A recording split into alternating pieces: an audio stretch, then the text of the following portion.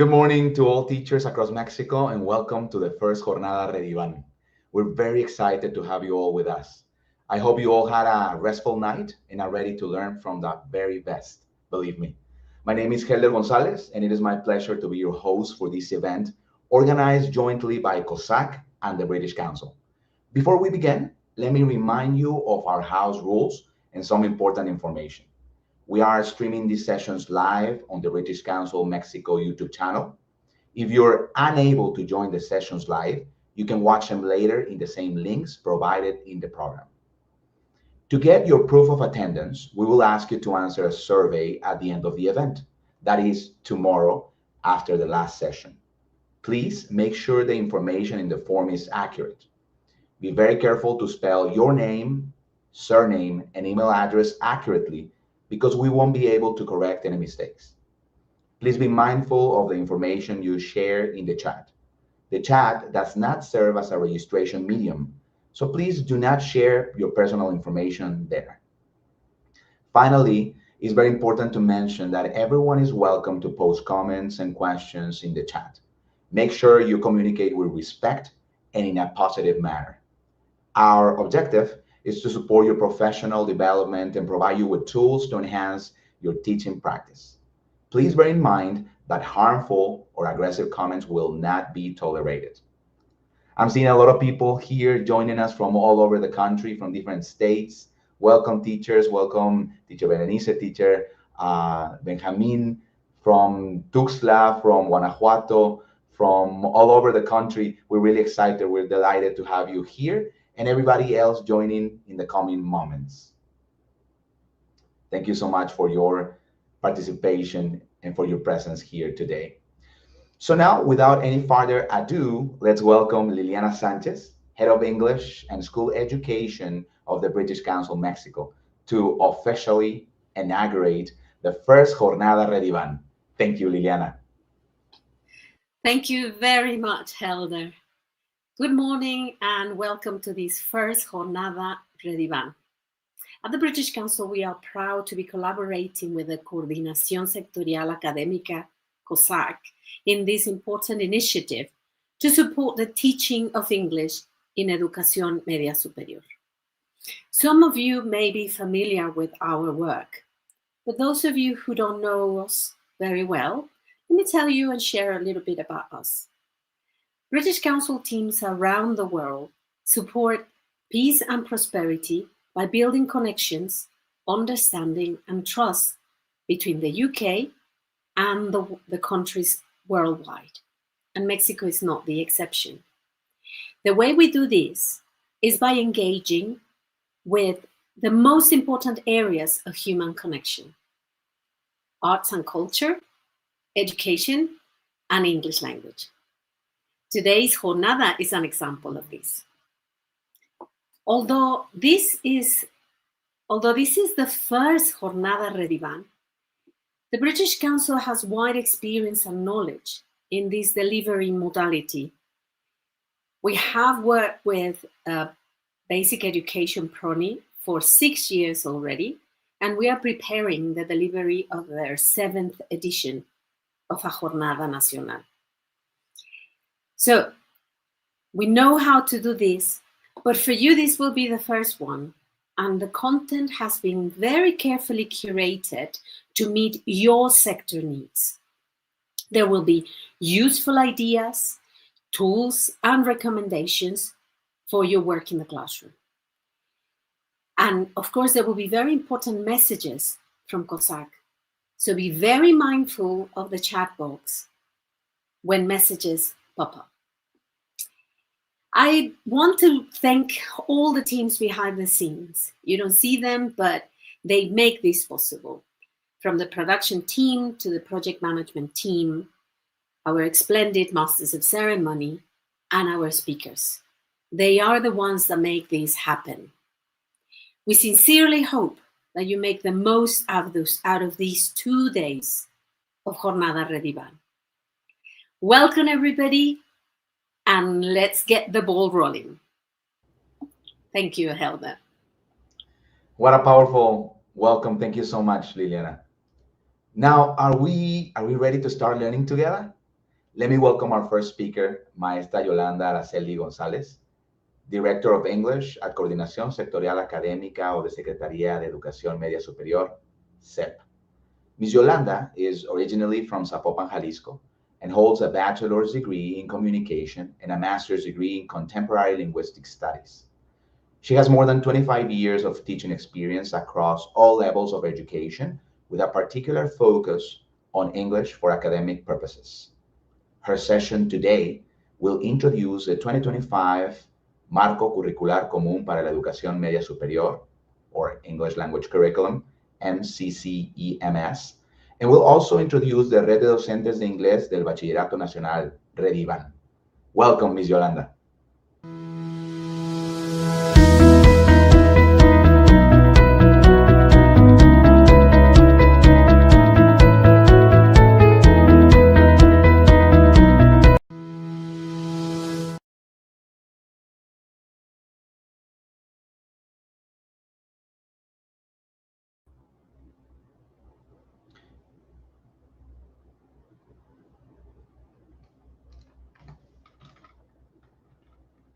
Sorry, your microphone is muted.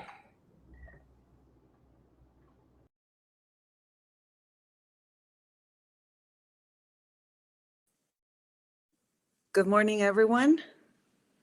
I think now you're listening.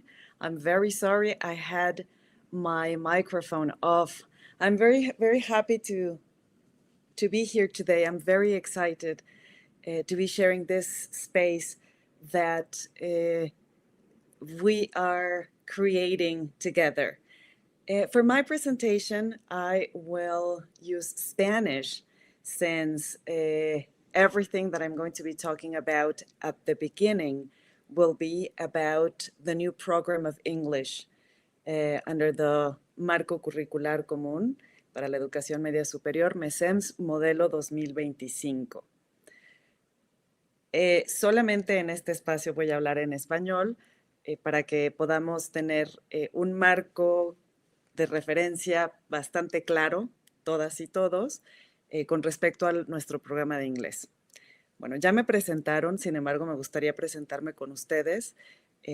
Soy la directora de inglés de la Coordinación Sectorial Académica de la Subsecretaría de Educación Media Superior, y es para mí un enorme gusto y un placer estar aquí hoy, porque si bien no puedo verles en vivo y no puedo verles los rostros, me emociona mucho, ya que en mi trayectoria, como pudieron ver en la presentación, pues estar frente a personas y compartir espacios de enseñanza-aprendizaje, pues es donde me formé. Así que me da mucha emoción poder compartir con ustedes hoy. Y para empezar esta presentación, que decidí titular Activating the Network for English Language Teaching in the Bachillerato Nacional under the MESEMS 2025, o en otras palabras, pues activar la red para la enseñanza y el aprendizaje del inglés en el Bachillerato Nacional con nuestro nuevo modelo MESEMS 2025. Ok. Bueno, para comenzar, quiero platicarles que vamos a estar cubriendo varias secciones. Por un lado, vamos a hablar del enfoque pedagógico que está al centro del programa del Marco Curricular Común en el programa de inglés. Vamos a hablar de las metas, propósitos y contenidos formativos, un poco de orientación sobre las recomendaciones para orientaciones didácticas, inclusión lingüística y diversidad de contextos, que eso está al centro del nuevo modelo educativo, transversalidad con otras asignaturas, evaluación del aprendizaje, algunos conceptos para claridad que están también como al centro, que son la base de nuestro programa. Y por último, y la parte que más me emociona, pues es activando la red. Vamos a poder conocer lo que es la REDIBAN o la Red de Docentes de Inglés del Bachillerato Nacional. Y bueno, por último, pues les voy a dejar con alguna información para que puedan contactarnos y con los enlaces de cómo acceder a la red, y además con algunas preguntas para reflexionar. Entonces, para comenzar, esta es quizás la pregunta más importante, por lo menos si yo me pongo del otro lado, en el lugar de ustedes como docente.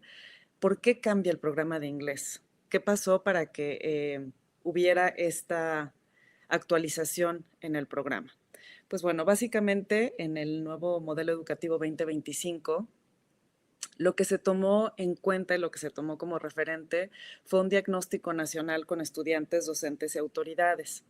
De este diagnóstico, una de las cosas más importantes que nos dimos cuenta es que si bien había metas y había un plan a través de las llamadas progresiones en el modelo anterior, para que las y los estudiantes de media superior salieran con un nivel B1, lo cual es deseable, por supuesto, pues no estábamos llegando a esa meta.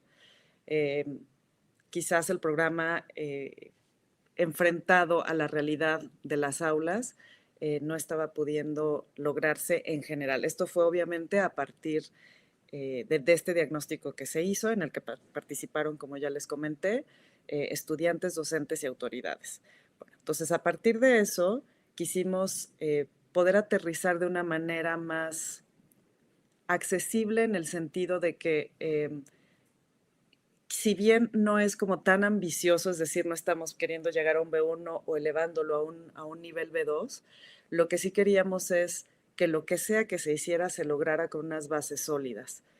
Y de esta manera seguimos apuntando hacia el nivel B1, sin embargo, pues tratamos de tomar en cuenta también la variedad y la diversidad de niveles y de conocimientos, y la variedad y diversidad de contextos de nuestros y nuestras estudiantes, y la manera en la que ingresan al bachillerato nacional. Entonces, uno de los puntos importantes también es que estamos proponiendo que sean ustedes, que sean las docentes y los docentes, que puedan tomar decisiones con base en los contextos, con base en las aulas, con base en sus grupos, pues son ustedes quienes están frente a ellas y ellos, y quienes conocen las realidades que pueden hacer que el aprendizaje del inglés en el aula y para sus estudiantes sea relevante y sea interesante. Entonces, bueno, volviendo como a los básicos, la asignatura se imparte en 5 semestres, como ustedes ya sabrán, de inglés 1 a inglés 5, y con 3 horas semanales en cada nivel. Los programas dan prioridad a un piso común basado en la justicia social y la equidad educativa. Esta es la portada de nuestro programa de inglés del modelo educativo 2025. Así es como ustedes lo pueden encontrar en la página de SEMS y en la página de COSAC, donde además tenemos otros recursos que voy a enseñarles en un momento más adelante.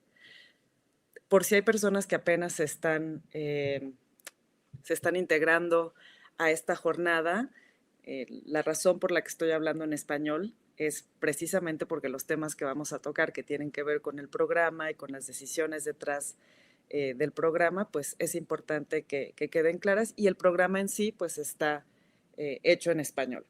También algo que quisiera aprovechar para puntualizar en este momento es que, como seguramente todas y todos ya saben, tenemos también una variedad de niveles de dominio del inglés, así como hablaba de nuestros estudiantes, pues también en el cuerpo docente. Sabemos desde la Coordinación Sectorial Académica que las diferentes y tan diversas circunstancias para la enseñanza de esta asignatura, pues tiene que ver con muchísimos factores que van desde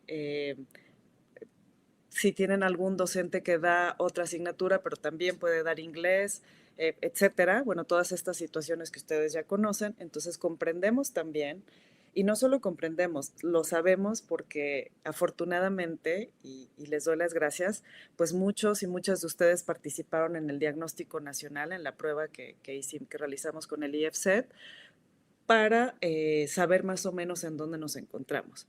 Entonces, el hecho de que esté hablando hoy español también es un recordatorio para ustedes en términos de su práctica docente, que con los y las estudiantes también se puede, también se vale. considerar las lenguas que se hablan en nuestros entornos y buscar la mejor manera de transmitir y de comunicar las cosas que son importantes, tanto en contenidos como en explicaciones. A veces es mejor, por ejemplo, en cuestiones, no sé, de estructuras gramaticales, a veces vale la pena saber que podemos usar español y que no es algo que esté prohibido ni que esté en detrimento. Al final de cuentas, poder usar los recursos que tenemos para comunicar de manera eficiente con el estudiantado, pues es lo importante. Entonces, bueno, that's the reason why I'm speaking Spanish. Y se puede también hacer code switching. Podemos ir de inglés a español también. Esto es solamente considerando sus propios contextos. Y bueno, al centro, lo que sostiene el corazón de este nuevo programa de inglés 2025, pues son las prácticas sociales del lenguaje. Es el eje que articula todo lo que se propone en el programa. ¿Qué son las prácticas sociales del lenguaje? Pues este enfoque se refiere que usamos el lenguaje como una práctica social situada. Es decir, lo que queremos es no enseñar estructuras aisladas, no enseñar conocimiento como si fuera solamente un objeto de estudio.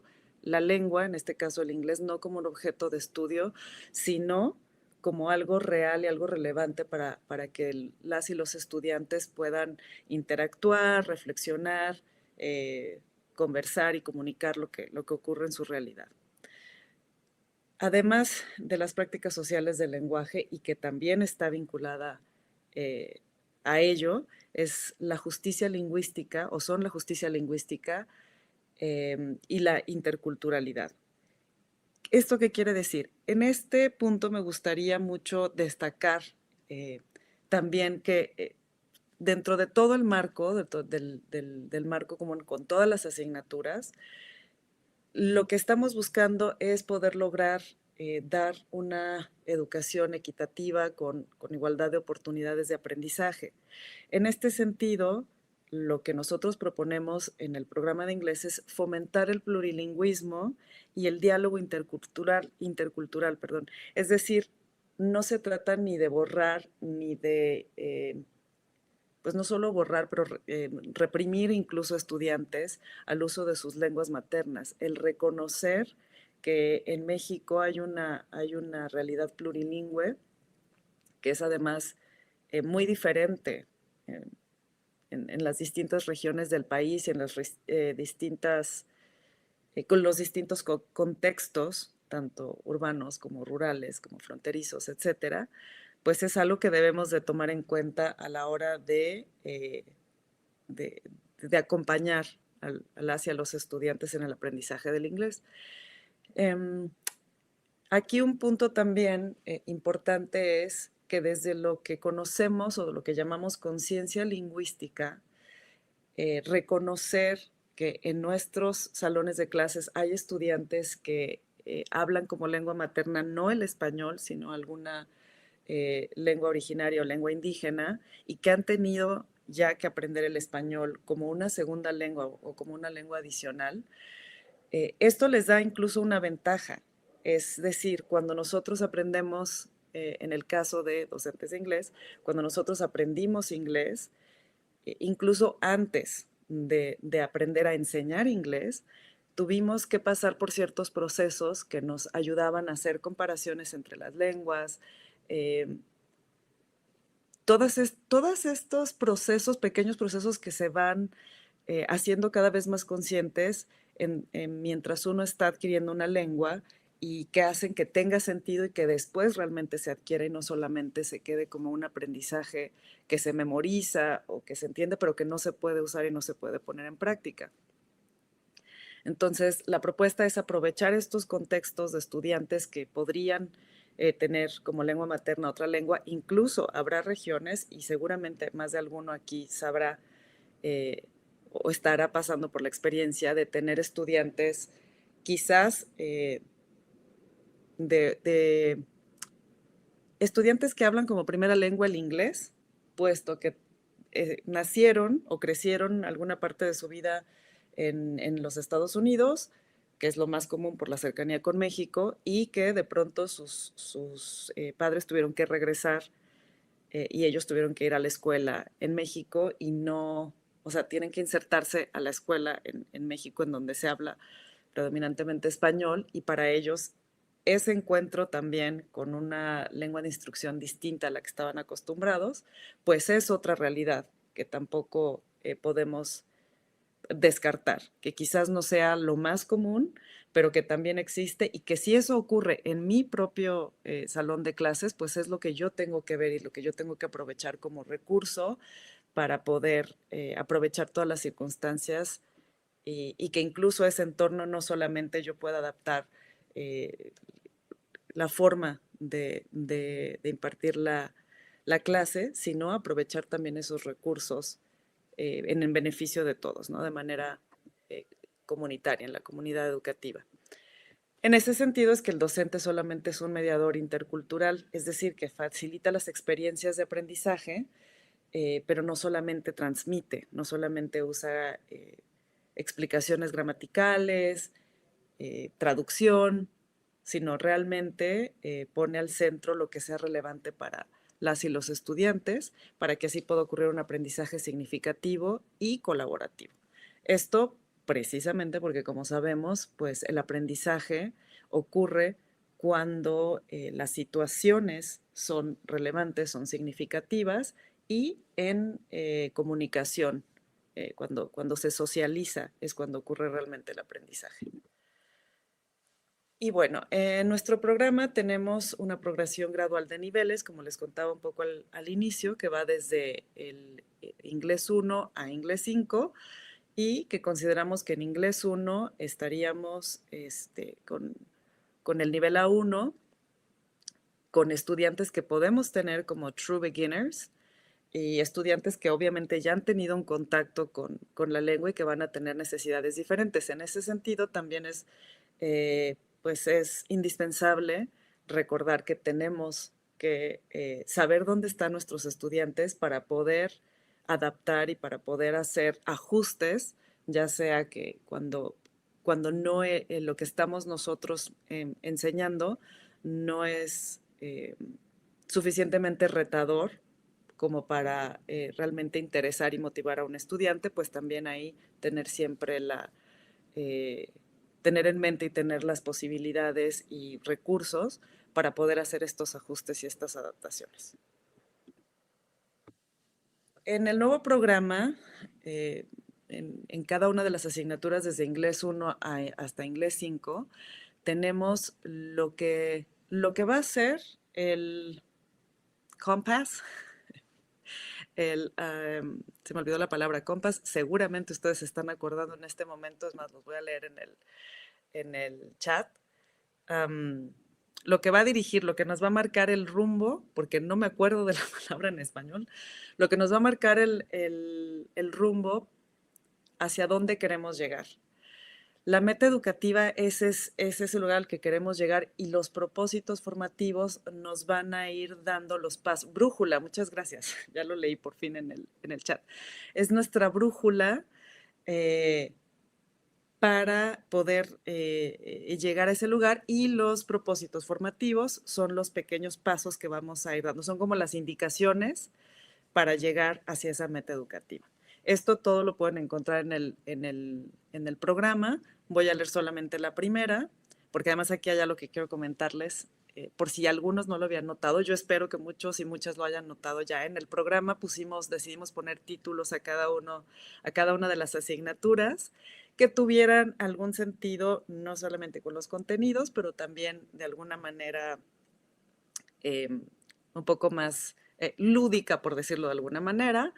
En el primero, to be or not to be is the question, es probablemente lo que es una de las frases en inglés mucho más conocidas, y que bueno, esto, puesto que tiene el foco del aprendizaje está en que el estudiante pueda presentarse, que pueda describir objetos y dar información personal, que pueda hablar de sus gustos. Entonces eso tiene que ver con el ser. La meta educativa es que el estudiantado reconozca y comprenda palabras, frases y expresiones básicas para presentarse, interactuar en el aula y hablar sobre su entorno inmediato. Y así, las siguientes asignaturas, Inglés 2, A Few of My Favorite Things.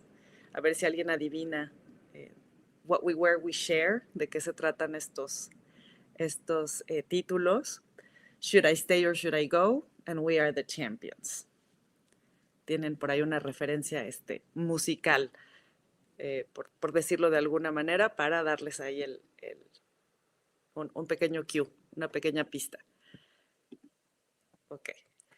Dentro del programa tenemos también orientaciones didácticas. Aquí, o sea, ustedes van a poder encontrar todo este contenido. Yo solo estoy tocando puntos que puedan ser importantes, a lo mejor para aclarar a qué nos referimos en el programa. Ya alguien por ahí escribió Queen, We Are the Champions, así es. Esa es una de los títulos y de las razones por las que decidimos poner títulos de música. Bueno, en las orientaciones didácticas hablamos, por ejemplo, de la expresión y pronunciación. Y aquí volvemos a este asunto de plantear una visión del inglés que tiene que ver con la conciencia lingüística, con la justicia lingüística. Quizás, a lo mejor no todas ni todos ustedes, porque seguramente hay personas docentes mucho más jóvenes que yo, también habrá personas con más experiencia que yo, pero bueno, en cierto momento, y creo que es algo que ha permeado durante mucho tiempo, el aprendizaje del inglés estuvo vinculado a que la meta en sí era hablar como nativo, sonar como nativo, no tener ningún tipo de acento.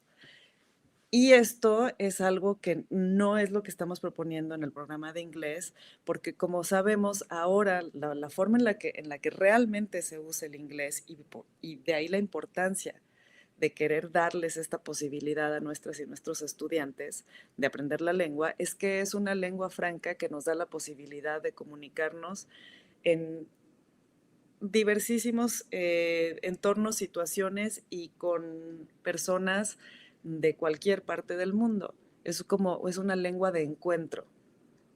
Y en ese sentido, pues no vamos a priorizar que el acento que no sea parte de la expresión. El acento, de hecho, es parte de la identidad y es parte de la expresión. Poder hacer esta distinción entre acento y pronunciación es algo muy importante que como docentes tenemos nosotras y nosotros que poderles transmitir a nuestras y nuestros estudiantes. En ese sentido, pues no vamos a priorizar el corregir la pronunciación como en un primer momento, sino que estudiantes puedan tener la intención y sentir la motivación y la seguridad de expresarse, ¿no? O sea, es decir, priorizar la intención comunicativa. A lo que me refería también en hacer la distinción entre acento y pronunciación, pues la pronunciación tiene que ver definitivamente con la inteligibilidad, es decir, que me entiendan lo que estoy diciendo. Si pongo algún ejemplo y lo volteamos, y esto seguramente pues ya todas y todos lo saben, pero cuando algún extranjero habla español y en vez de decir puerta, dice puerta, está teniendo un acento. O puerta, si fuera francés, está teniendo un acento y sin embargo entendemos a qué se refiere. Y eso no imposibilita la comunicación. Y eso es algo que eso sí es algo que tenemos que priorizar. Apoyar y ayudar a estudiantes a que puedan comunicarse sin sentir que su acento es una limitante o que les impida tener la confianza para comunicarse. Por otro lado, y muy importante, como también seguramente todos ustedes ya saben, y las personas que hablamos más de una lengua lo hemos vivido, que la corrección debe ser positiva y mínima. Es decir, solo intervenir cuando no se está logrando la comunicación y hacerlo también de maneras que ayuden o sea, si estamos, por ejemplo, notando algo en un solo estudiante que está pronunciando algo de manera incorrecta, que no se entiende, pues a la hora de hacer esa corrección que sirva para todas y todos los demás y de maneras que no lo hagan sentir como puesto puesto como un ejemplo que lo pueda avergonzar, ¿no? En cuanto a materiales y planeación, pues la propuesta es que se usen materiales auténticos, es decir, cosas que ustedes puedan encontrar en el entorno habitual de las y los estudiantes y no necesariamente materiales creados solo para la enseñanza del inglés. Es decir, por supuesto que se pueden usar como referentes libros de texto, hay muchísimos recursos en línea, pero también así como los recursos en línea para el aprendizaje, las redes sociales, la música, cosas que que les sean familiares a las y los estudiantes para, para que sientan que están, que puedan ver el sentido de la comunicación en inglés como algo real y algo que se usa en entornos. Va a ser muy diferente para cada aula, para cada situación, dependiendo obviamente del entorno, del contexto, pero procurar traer esas cosas que ya les son conocidas y relevantes a las y los estudiantes. De esa manera también pues, se puede mantener la motivación usando materiales lúdicos. Esto también seguramente ustedes ya lo saben y ya lo han hecho. Cosas como lotería, ficheros, bingo, etcétera. Bueno, hay una parte importante que también está relacionada con lo que ya les contaba antes en nuestro programa, que es la inclusión lingüística por contexto. Aquí estamos poniendo como ejemplos 4 contextos que nos parecían como en general los básicos. En un contexto urbano, pues ahí seguramente se reconoce el español como, como la lengua que más se usa y se puede conectar el inglés con expresiones urbanas locales. Es decir, como también ya saben, hay por ejemplo, shorts de los videos que se usan en las redes sociales, pues es una palabra en inglés que se usa en el entorno de las juventudes, puesto que están en contacto con la tecnología y quizás sea un poco más común encontrar en un entorno urbano. Sin embargo, en un entorno rural, si hay alguna lengua indígena presente, pues hay que validar esa lengua en la clase y fomentar presentaciones bilingües. Eso es todo un reto también, y lo sabemos, para docentes que no sean hablantes tampoco de la lengua originario, de la lengua materna de sus propios estudiantes, que claro que hay casos así, pero precisamente ahí fomentar el intercambio, el ayudar entre docentes y entre estudiantes, esa conexión con la experiencia de compartir una lengua y que al usar una lengua y compartir a través de una lengua se comparten identidades, experiencias, ideologías y cosas que pueden ser muy interesantes. Por otro lado, en el contexto fronterizo, que tampoco es solamente, o sea, no es exclusivamente que en el contexto fronterizo haya un contacto más frecuente con el inglés. Esto seguramente es en algunos lugares nada más, pero bueno, en esos lugares hay que aprovechar el bilingüismo de frontera o, como les comentaba también antes, si tenemos estudiantes que ya tienen, que son bilingües o que incluso el inglés es su lengua materna, pues aprovechar y explorar los fenómenos culturales e híbridos, incluso con cuestiones como las expresiones artísticas y culturales de lo chicano, por ejemplo, que por ahí luego vamos a estar compartiéndoles recursos también en ese sentido en los materiales de nuestra red de docentes de inglés del Bachillerato Nacional REDIBAN. Pero bueno, me voy un poco más rápido porque si no me podría quedar aquí todo el día, pero vienen también presentaciones súper interesantes que todos queremos aprovechar, así que me voy a ir un poquito más rápido. En el contexto hispanohablante monolingüe, que puede ser también muy común, a lo mejor en el contexto urbano, pues se puede presentar el inglés como ampliación comunicativa y hablar, por ejemplo, de culturemas, es decir, aquellas palabras que no tienen una traducción, pero que expresan conceptos muy concretos de una lengua. En español, un ejemplo sería, por ejemplo, no sé, comal o tamal. O sea, no son palabras que se pueden traducir tal cual, pero que se pueden explicar y que nos pueden ayudar a hacer este diálogo como más intercultural. También sería interesante e importante poder darles ejemplos de culturemas en inglés a nuestras y nuestros estudiantes.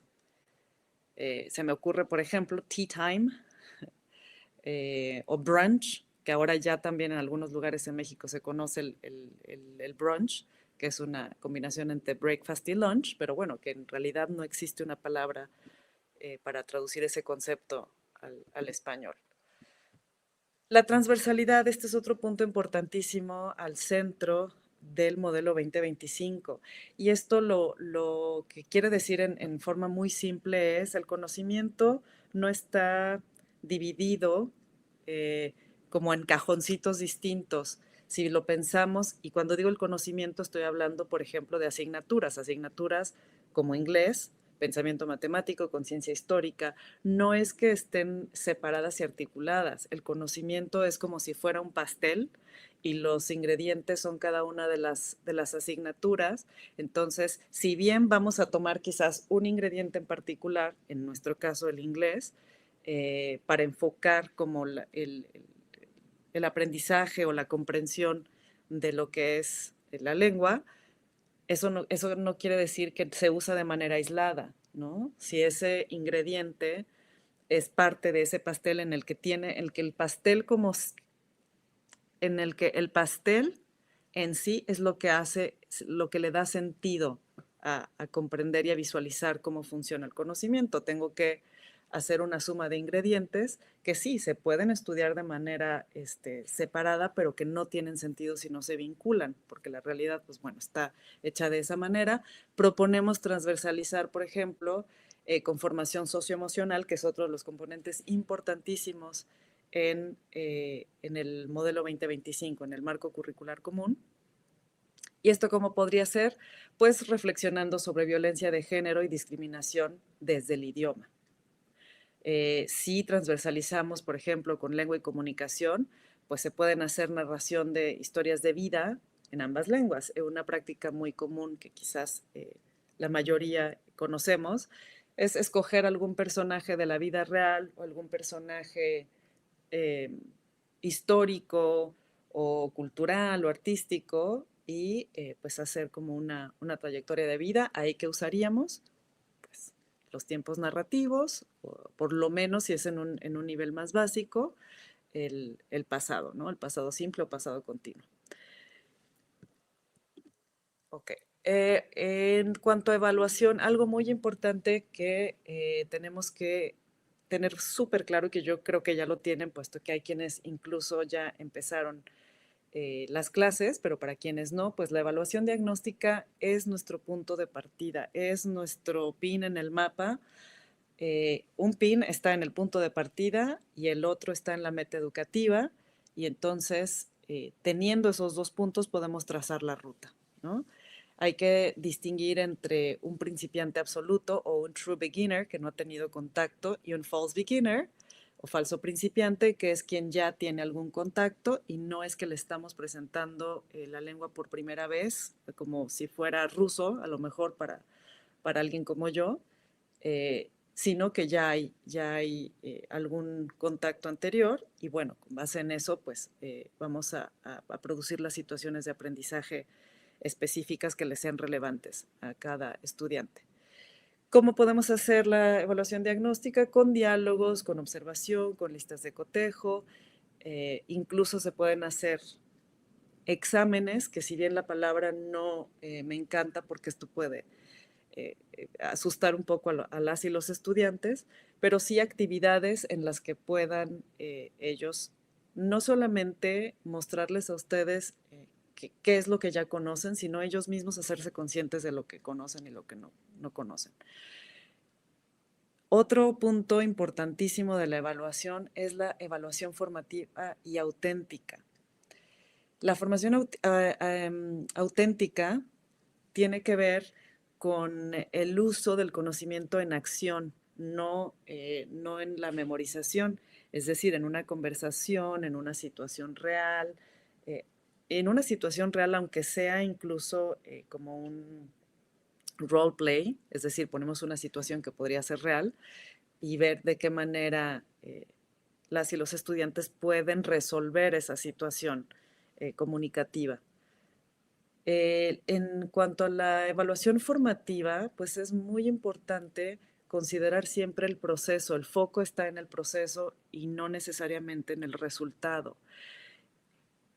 Es ayudarle a las y los estudiantes y nosotros tener también como la conciencia de en qué punto del camino, en lo que les decía en este pin de inicio y pin de salida y de llegada, en dónde hubo algo que hace que nos atoremos o que haya un retroceso o que no estemos avanzando. Eso es mucho más valioso y más importante que de pronto un estudiante que parece a través de un examen, parece que llega, el pin está puesto ahí, pero a lo mejor alguien más lo puso por ahí o hizo, es decir, que no refleje realmente la adquisición de la lengua. Entonces, poner mucha atención en el proceso es algo indispensable, que me gustaría después que platicáramos en algún otro momento sobre las prácticas que ustedes ya tienen o sobre los tips que pueden compartir sobre esto de observar el proceso y no centrarse solamente como en el resultado. Para ello, podemos usar lo que se llama aprendizaje basado en proyectos, que es la estrategia para involucrar al estudiantado en proyectos reales o, como les decía, simulados, pero que puedan tener relevancia para ellos. En el programa van a encontrar también, así como en esta diapositiva, el glosario sobre los conceptos básicos. El aprendizaje situado, por ejemplo, que es el conocimiento que se construye en contextos sociales y culturales específicos que van a ser muy diferentes para cada una y cada uno de ustedes, dependiendo de dónde se encuentran, dependiendo de las características de sus estudiantes. El marco común europeo de referencia, bueno, pues es justo de los niveles que hablábamos, de la que va del nivel A1 al C2, y que van a poder encontrar también si hubiera alguien de ustedes que no lo conoce o no tiene la claridad, lo van a poder, se puede encontrar y se puede consultar en línea, pero además va a estar en nuestra REDIBAN.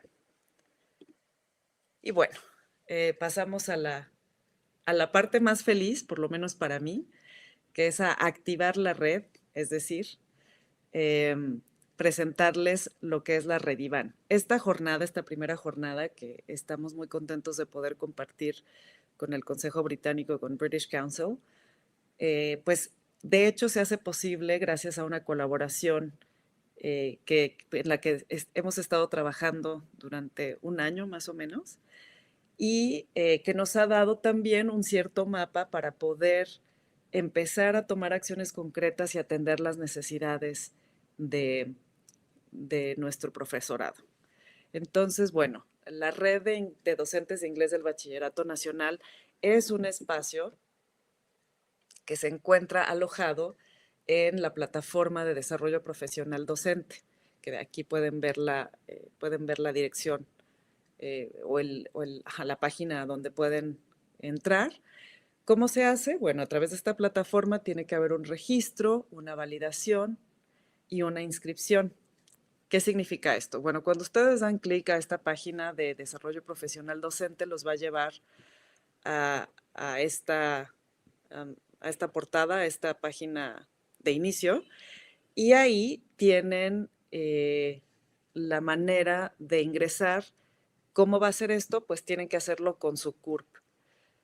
Poniendo su CURP, generando una contraseña para registrarse. Una vez que está validada ese registro, entonces ya van a poder acceder a esta plataforma.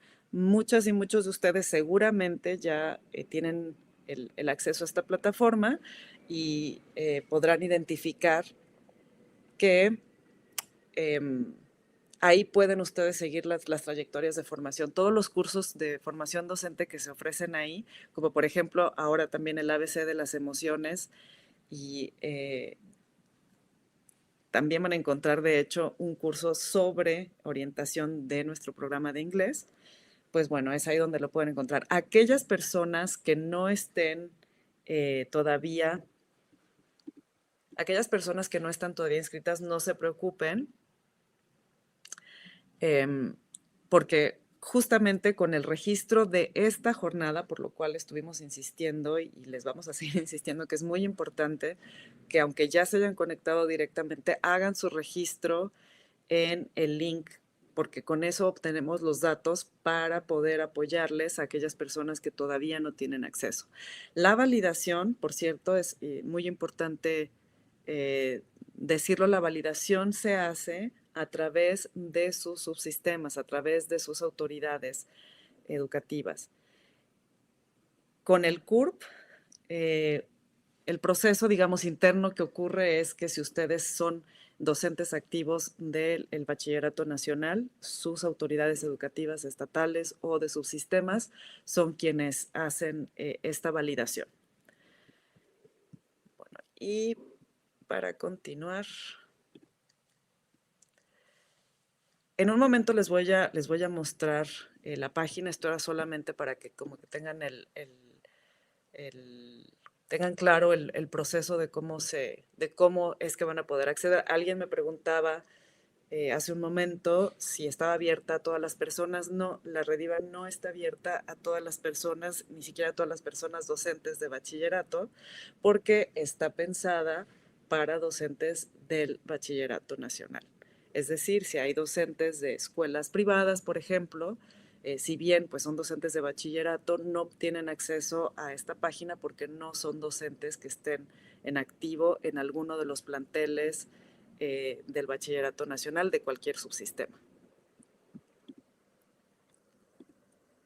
Bueno, como último punto, antes de pasar a mostrarles brevemente la plataforma o el espacio de Rediban, bueno, tenemos algo también muy importante y que esperemos que sea muy útil para ustedes en la página de la COSAC. La página de la COSAC, por si no la conocen, es cosac.sems.gov.mx. Ahí tenemos materiales que ustedes pueden usar y vamos a estar subiendo cada vez más y actualizando, que acompañan a cada una de las asignaturas, de hecho de todas las asignaturas, pero bueno, en nuestro caso, pues materiales para poder implementar el nuevo programa de inglés modelo 2025.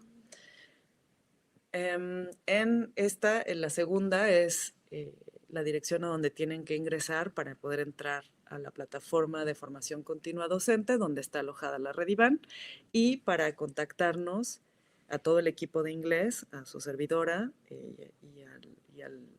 a los demás miembros del equipo de inglés, que somos quienes estamos detrás de todo esto, pues pueden hacerlo a través de rediban@sems.gov.mx.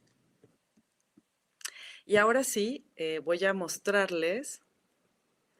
No, permítanme. Antes de terminar, antes de pasar a la plataforma, porque después ya no vuelvo a la presentación, me gustaría dejarles algunas preguntas para reflexionar. Si bien esta presentación no es seguramente suficiente para responderlas, yo los invito a que revisen el programa de inglés, revisen el modelo educativo 2025 para poder tener pues el panorama más amplio ya que finalmente el programa de inglés pues se inserta en el marco curricular común para la educación media superior, en el modelo 2025. Todas las bases de lo que estamos proponiendo, de lo que estamos sugiriendo, de hacia dónde queremos llegar juntas y juntos, está en esos materiales, que además los pueden descargar de la página de SEMS y de la página de la COSAC. Hay incluso algunos videos también, hay infografías, hay materiales que pueden ayudarles a aclarar pues este asunto de la implementación. Las preguntas que me gustaría que se llevaran para reflexionar es: ¿cómo se ven las prácticas sociales del lenguaje aplicadas en mi salón la próxima semana o la próxima clase? Es decir, si yo el día de hoy empiezo a concebir la enseñanza del inglés desde lo situado, desde lo social, desde lo comunicativo, ¿qué es lo que tendría que estar haciendo? ¿Cómo se ve eso? Por otro lado, ¿qué materiales auténticos tengo ya disponibles en mi contexto? Si tienen acceso a Internet, si tienen red que puedan usar en los salones, dependiendo también de las reglas de uso o en el laboratorio de cómputo, o alguna revista, o empezar a pensar qué cosas que además sean interesantes para mis estudiantes en particular puedo traer para que tengan esta conexión contextualizada con el idioma. ¿Y con qué otras asignaturas se podría transversalizar un propósito formativo?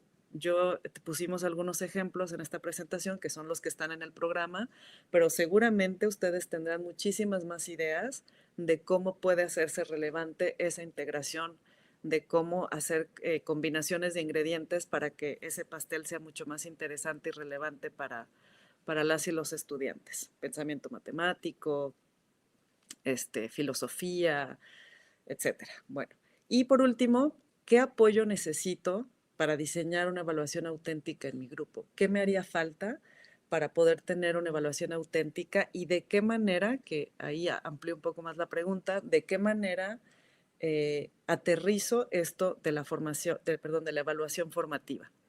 ¿De qué manera puedo aterrizarlo para poder realmente enfocar en el proceso de aprendizaje y no solamente, o sea, que la meta sirva como punto de destino, pero que el camino sea lo que podemos observar y en lo que realmente podemos acompañar a nuestras y nuestros estudiantes?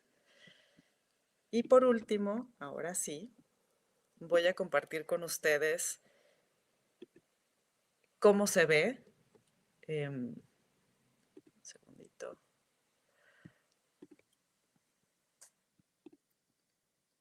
Aquí estamos. ¿Cómo se ve cuando uno entra a la REDIBAN? Aquí yéndome quizás un poquito hacia atrás, déjenme ver si funciona. Así es. Cuando ustedes ponen su CURP y su contraseña y ya ocurrió la validación por parte de sus autoridades, al entrar esto es lo que verían. En este momento, por ejemplo, también la doctora Virginia Lorenzo Holm, la coordinadora sectorial académica, va a estar dando un webinario sobre la consolidación del MESEMS que va a quedar grabado, entonces, porque vamos a estar todavía nosotros aquí en Jornada REDIBAN, pero para que lo visiten. Entonces, bueno, esto se ve así. Si se fijan de su lado izquierdo, donde está el menú, aquí, bueno, aquí cuando viene la leyenda perfil válido es porque ya pudieron, o sea, ya pueden acceder porque ya ha sido validado por sus autoridades y su correo está verificado. Aquí tendrán pues esta información, su CURP, su CST y el subsistema. En este caso, como es el mío, pues bueno, es ficticio solamente para mostrarles. Del lado izquierdo en la barra de menú va a aparecerles este iconito y el nombre REDIBAN. Al ustedes dar clic ahí, va a aparecer información que sea relevante como una especie de flyer, por ejemplo, en donde pueden tener información de interés inmediata, como en este caso, bueno, pues la jornada de REDIBAN. Luego van a tener la página de bienvenida, que aquí está el icono para verla en inglés.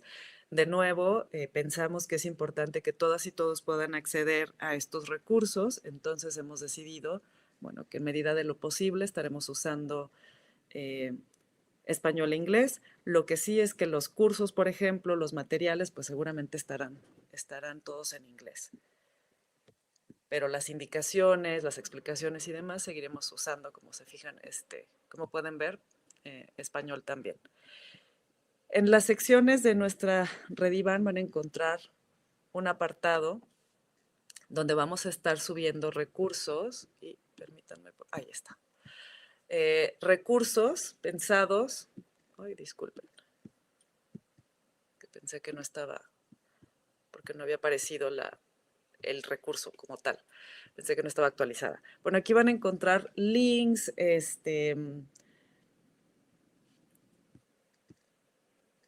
ahora tenemos esta lista de links, pero bueno, son links a vocabulario, actividades, a recursos que se pueden usar en línea, pero además vamos a estar subiendo materiales también descargables. Sabemos que no en todos los contextos y en todos los lugares se puede trabajar en línea o el acceso al internet o a la tecnología desafortunadamente no es igual en todos lados, y entonces queremos aquí también subir materiales que les puedan servir.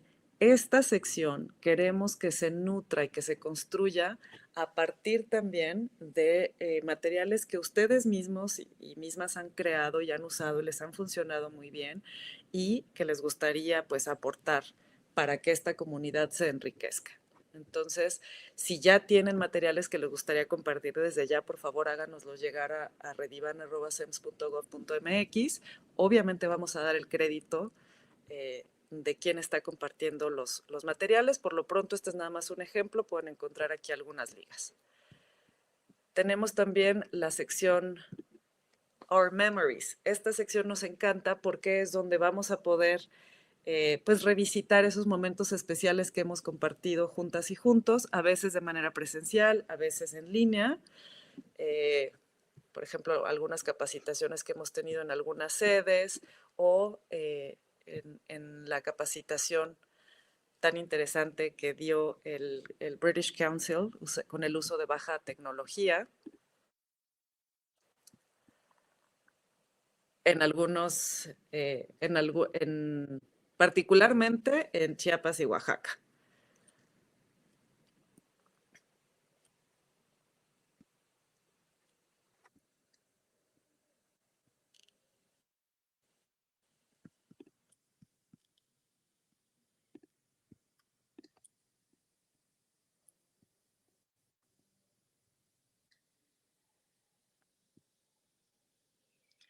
Bueno, este es un ejemplo de lo que van a poder ver en las actividades que participen y que participemos juntas y juntos como comunidad. Después, y bueno, aquí sí quisimos poner our memories because these are the memories that we build together and we share and we want to keep and to revisit so that we can feel and continue to be part of a community. Tenemos por otro lado información de interés, donde estaremos poniendo a lo mejor actividades en el caso de British Council, por ejemplo, que es uno de nuestros principales aliados y con quienes estamos construyendo también esta comunidad. Si ellos ofrecen cosas, no sé, por ejemplo, como ustedes o algunos de ustedes a lo mejor ya sabrán, ellos también realizan la jornada con educación básica, la jornada PRONI, que es otra manera de aprender y de acercarnos y de beneficiarnos, de comprender dónde estamos, dónde están nuestros otros y otras colegas de educación básica, con charlas muy interesantes. Entonces, aquí es donde van a poder encontrar información de ese tipo.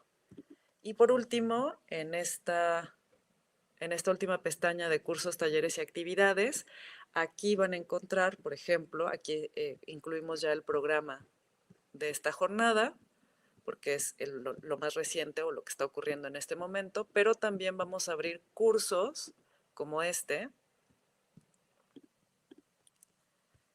que van a estar alojados en esta página y que van a poder ustedes tomar en esta página y que van a contar, por supuesto, para sus trayectorias.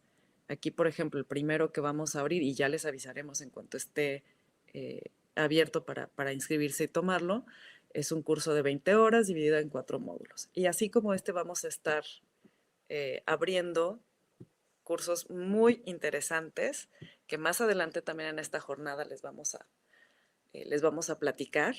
Así que pues la invitación es a que visiten nuestra página de Rediban, a que se inscriban, a que busquen la manera en que sus autoridades validen para que puedan acceder a toda esta información, a todos los recursos. La idea es que esta comunidad empieza aquí para poder tener un canal de comunicación abierto constante, pero también la intención definitivamente es que podamos seguir en comunicación a través de otros foros, a través de actividades y que podamos ir construyendo juntas y juntos este espacio que está pensado para todas y para todos ustedes y por supuesto siempre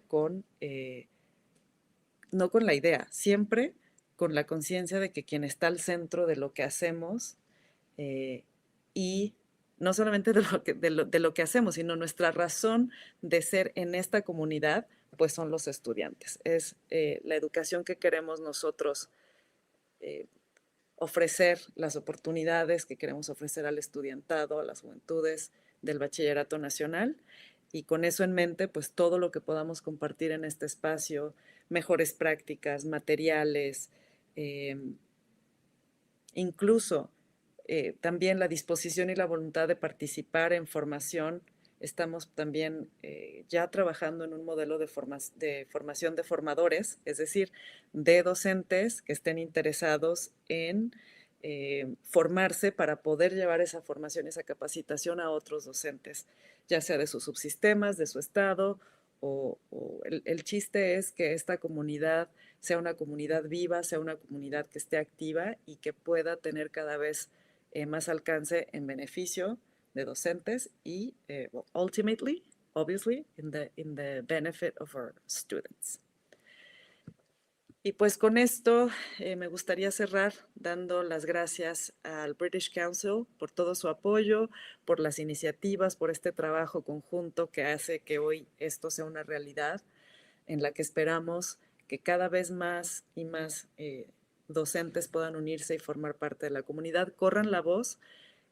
Esto, si bien está dirigido a docentes de inglés, sabemos que hay docentes de otras asignaturas que también imparten la asignatura de inglés y queremos ofrecerles la oportunidad de seguirse formando, de mejorar su práctica docente, de tener también más oportunidades incluso para mejorar el nivel de dominio del inglés y compartir mejores prácticas, experiencias y cualquier cosa que pueda enriquecer a esta comunidad. Entonces, pues si tienen algún comentario, no sé cómo estamos de tiempo. Helder, I got lost a little bit, but if you have any questions or any comments, I will read you. It's too many comments, but I want to thank everyone who's here from all the states, Veracruz, Hidalgo, Guanajuato. Oh my God, it's too many comments, but I want to tell you all that we will be listening. You can share your ideas, your comments also on writing us at rediban@sems.gov.mx. Pues muchísimas gracias a todas y a todos. Muchas gracias a Elder y a British Council. Thank you, Ms. Yolanda. I'll leave you with the next amazing presentations today. I will be joining, but now as an audience. So thank you very much and have a wonderful day. Thank you so much, Maestra Yolanda. I hadn't noticed we are cousins. Thank you for that relevant talk. You really made us reflect on the contrasting realities, needs, levels, that exist in Mexico and how we as teachers should face them. So, and precisely related to Maestra Yolanda's presentation, you will find a link to download the latest position paper of the British Council about language, responsiveness, or linguistic justice, as Maestra Yolanda explained in detail. So please download it as it is very relevant to today's topics. And now let's continue with our next session. I would like to introduce Jake Macmillan. Jake is the Future of English Program Manager of the British Council based in Bogota, Colombia. This program investigates the evolving uses, roles, and status of English worldwide, and the implications for English language teaching and education policy. Jake will be talking about the key trends and changes in the English language and its uses, needs, and demands worldwide. Can't wait to listen to such a relevant matter. Welcome, Jake.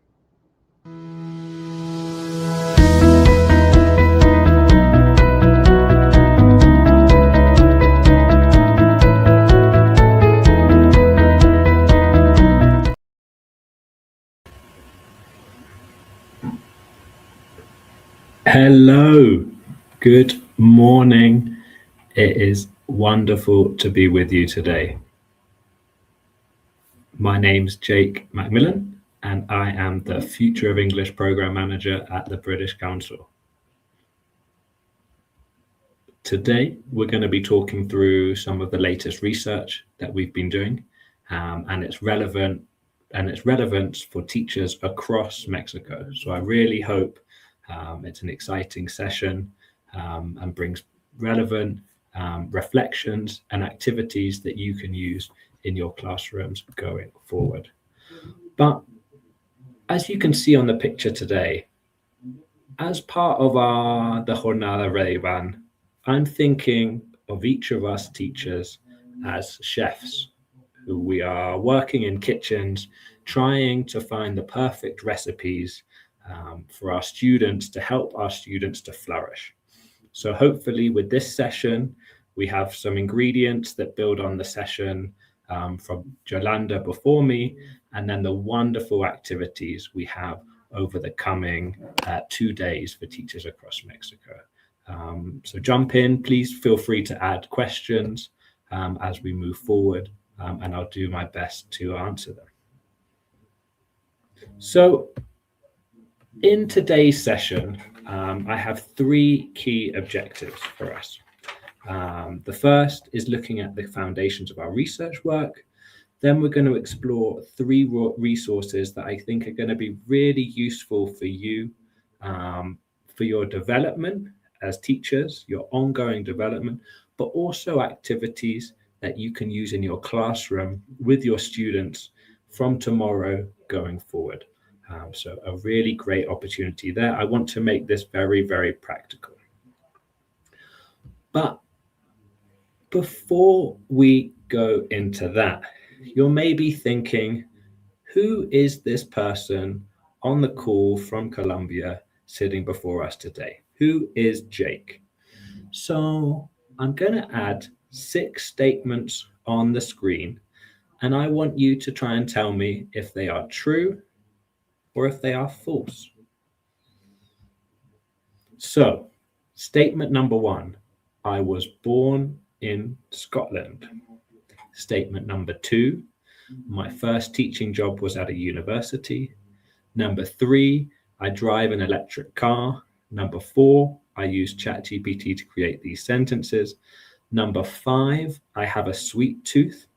And number 6, as a child, I wanted to be an astronaut. So do you think these questions are true, or these statements, sorry, are true or false?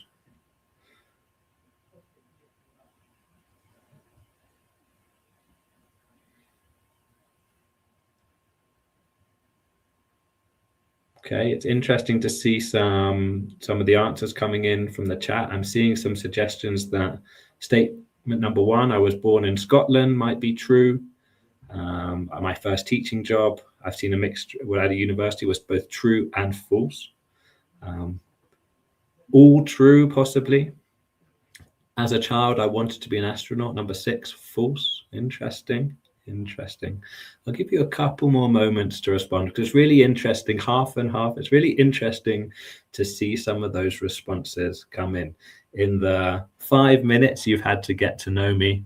We're having some strong ideas about who is on the call today.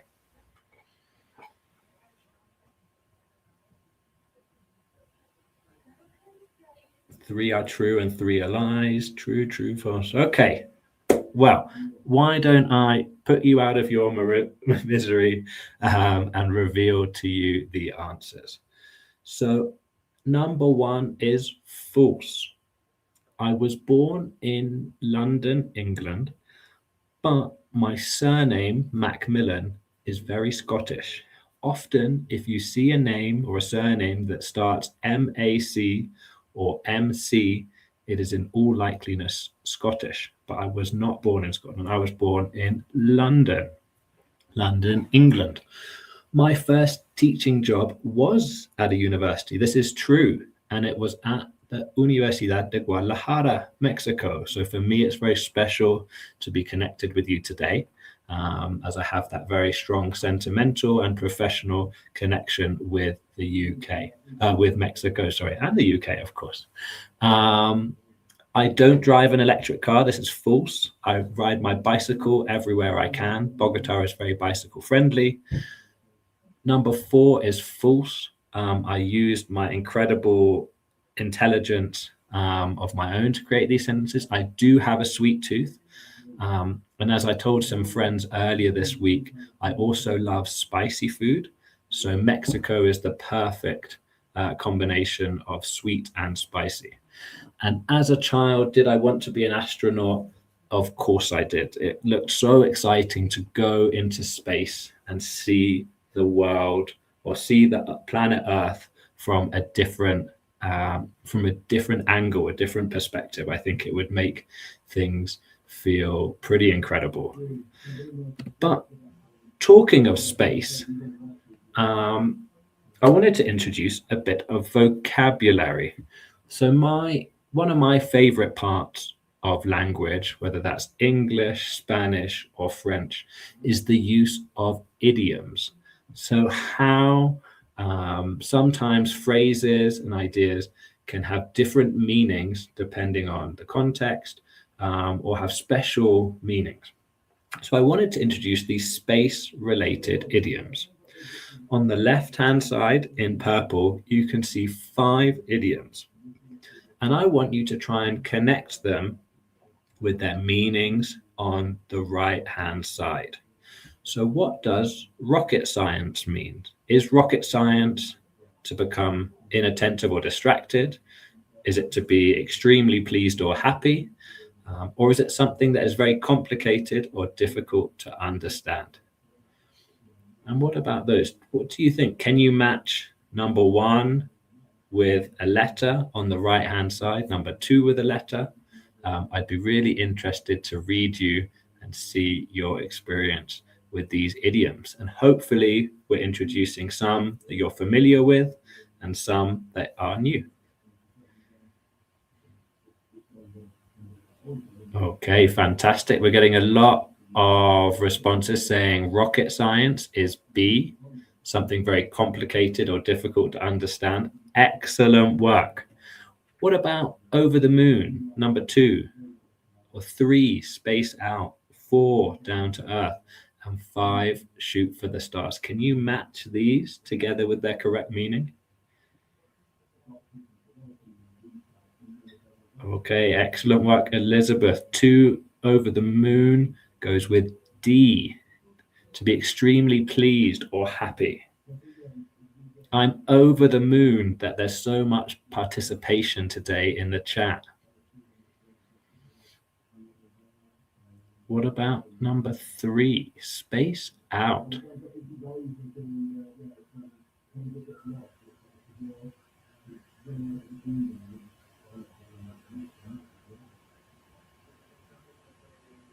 So maybe my students became spaced out and they weren't listening to what I was saying.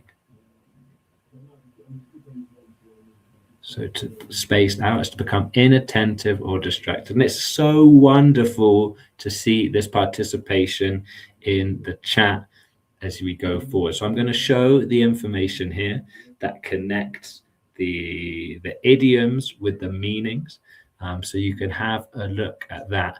And I'm going to set one more challenge to get us started.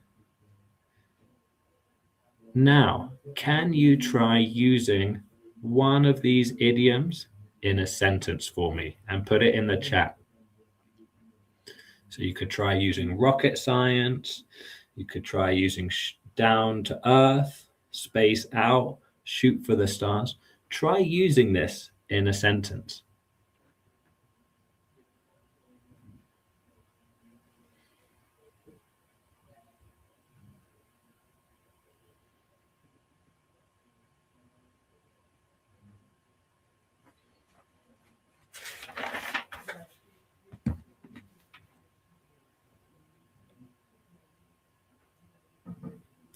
Okay.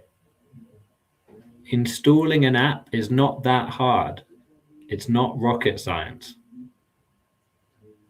You can learn how to ride a bike. It's not rocket science. I'm over the moon because I've won the lottery. Maths class is rocket science. Interesting, rocket science has been one of the favorite ones to use. Learning English isn't rocket science. Anyone can do that. I love to see that. I'm going to leave it on that one because it's such a fantastic example.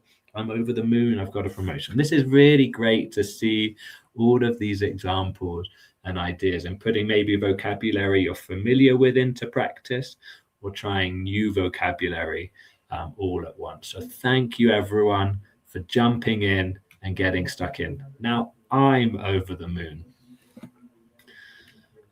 So this vocabulary, these examples I've taken them from the British Council Learn English website. And through social media, Facebook, Instagram, every week, the British Council is publishing new vocabulary that you can use as you continue your own learning and that you can take into your classrooms with your students. But maybe space isn't your jam. Maybe you're more interested in thinking about how you can bring some grammar tips or learning tips into your classroom. So we've got information on how to use the conditionals, how to help students develop their pronunciation. So many different free resources that you can use and create into your own games like what we've done just now. So some fun information there. So I'm going to take us down a new track now and look a little bit about some of the work that we're doing in Future of English research.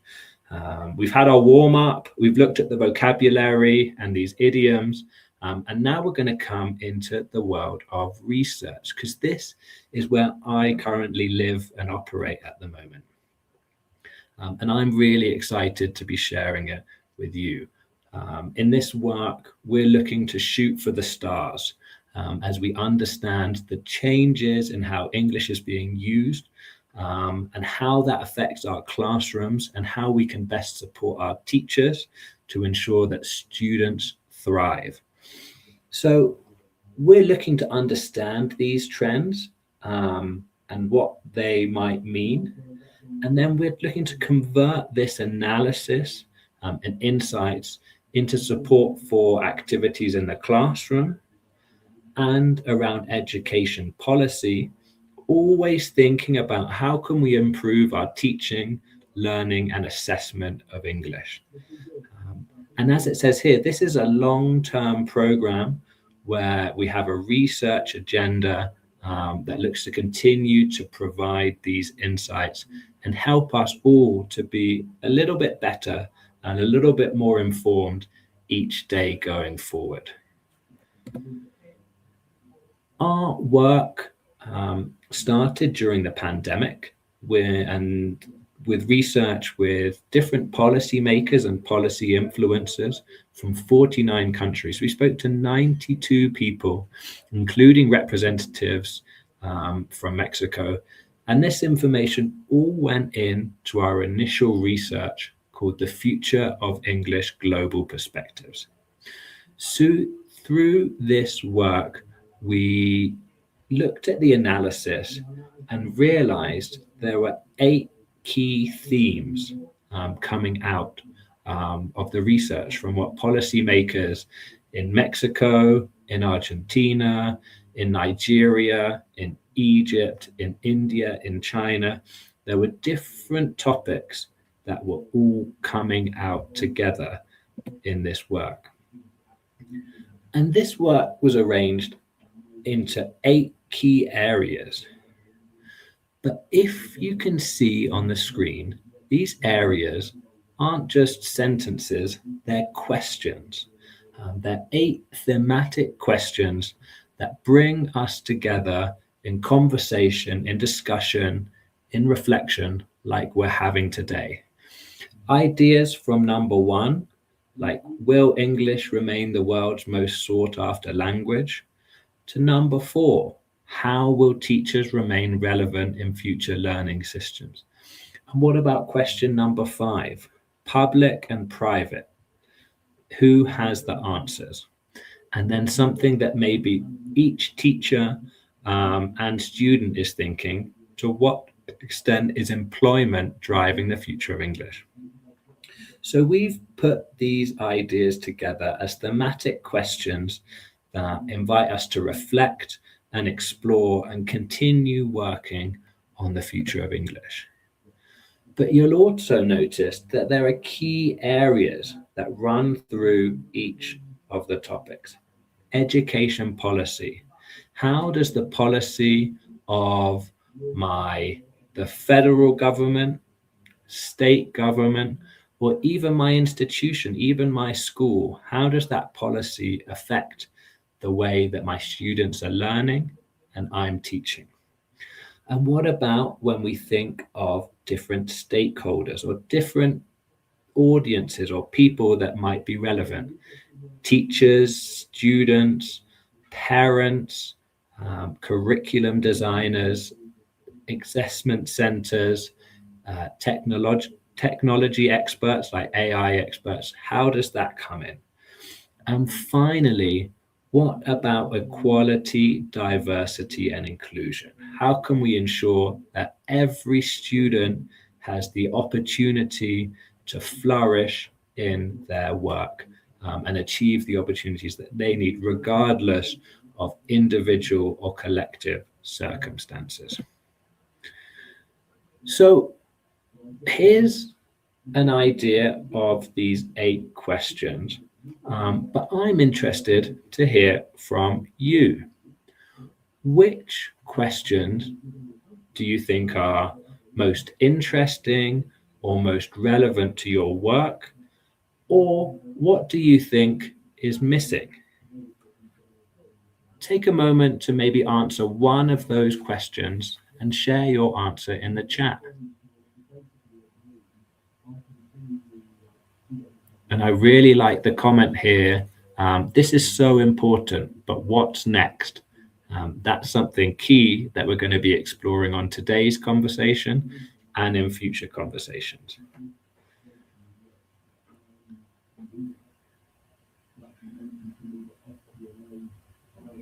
Okay, getting information that number 4 feels important, 5, 6, and 7. Number 8, number 4. Okay, so teachers thinking, how will our roles continue to remain relevant? Comment around public and private, the role of technology. Interesting. It's really fantastic to see your comments and ideas here.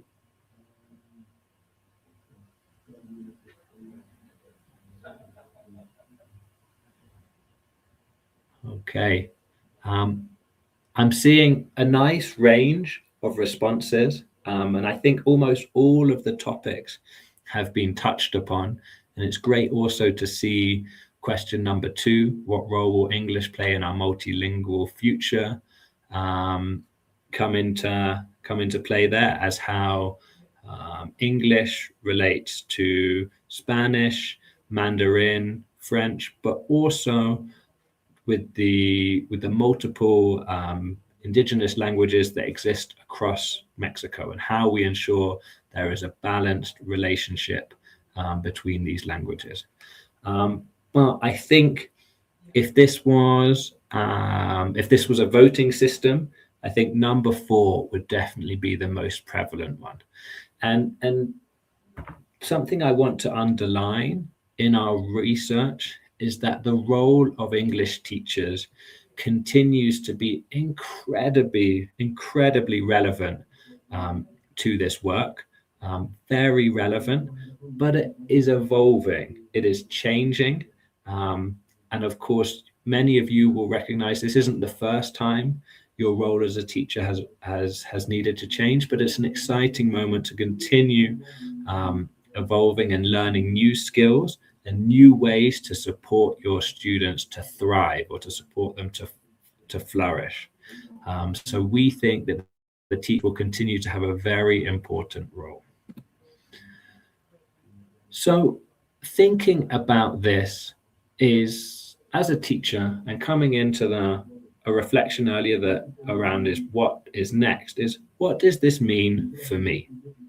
And for me, it underlines a lot of our work as teachers to be lifelong learners.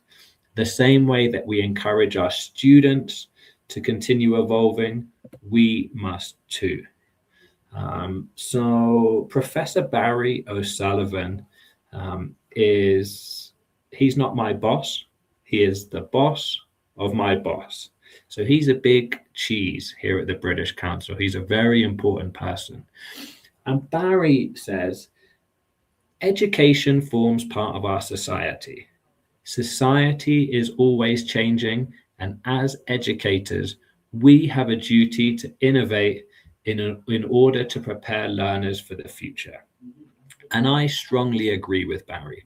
I think we have to continue evolving, learning, challenging ourselves to work in better, with better strategies that support our students going forward. And I'm going to share 3 ideas for this going forward. The first idea is around a reflection around our professional development and thinking about areas as English teachers on how we can continue to support our students going forward. This is a framework designed by the British Council, and I'm really excited that tomorrow, as part of the Jornada REDIBAN, there'll be another session that goes into this in more detail. So stay tuned for that session. But for me, this is almost the beginning of thinking about our own professional development. Split here into 11 professional practices. It thinks about different skills, behaviors, and attributes we can all develop to help our students and improve our own skills. And I just want to quickly show you an example of this one at the bottom, using digital technologies. So for each of these 11 areas, it works with a quick self-assessment on some of the key areas of the topic. So where we can reflect individually, this is not an evaluation that is grading you pass or fail. This is a personal reflection to think about what you're confident with and what you're more confident with and what you're less confident with. And so you can see here 6 areas where you would reflect on your confidence skills from 1 to 5. So it's an interesting area because this is just one of 11 different pathways or activities that you could choose to continue your lifelong learning journey. So my question would then be, okay, Jake, you've asked me to do a self-assessment. What comes next? What do I need to do with this information? What do you think? Does anyone have any ideas of how you could use the results of this self-assessment?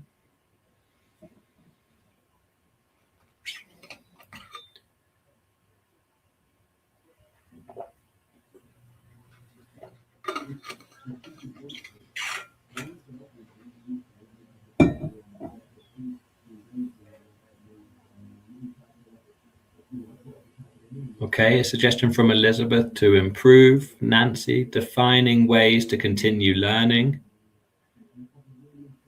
Irene, to improve your teaching practice. The Rockerflower, which I'm sure might not be your first name, is to improve ways of working. So I think this is really interesting. Different ideas that come back. I think it can help us choose where to focus and prioritize our learning. I think it can help us choose the best resources and skills that are most applicable to us, and also help you think, today, do I want to work on improving my strengths, or do I want to work on improving other areas where I'm less strong? These are opportunities for you to reflect depending on your time, motivation, and skill set to use the information that is available for you. And we've got here some ideas on how to use this continuous professional development framework, both if you're a teacher, if you're a teacher educator or trainer of teachers, or if you're a school leader. So hopefully this is just an eye-opener ahead of tomorrow's session that's going to go into more detail on the continuous professional development framework. But this is a great place that's going to come together with the REDIBAN community to support you with skills in your classroom to help you enjoy your job more and to help your students to thrive and flourish at the end of the day. So here I was thinking about it as I prepared this situation, is what could come next?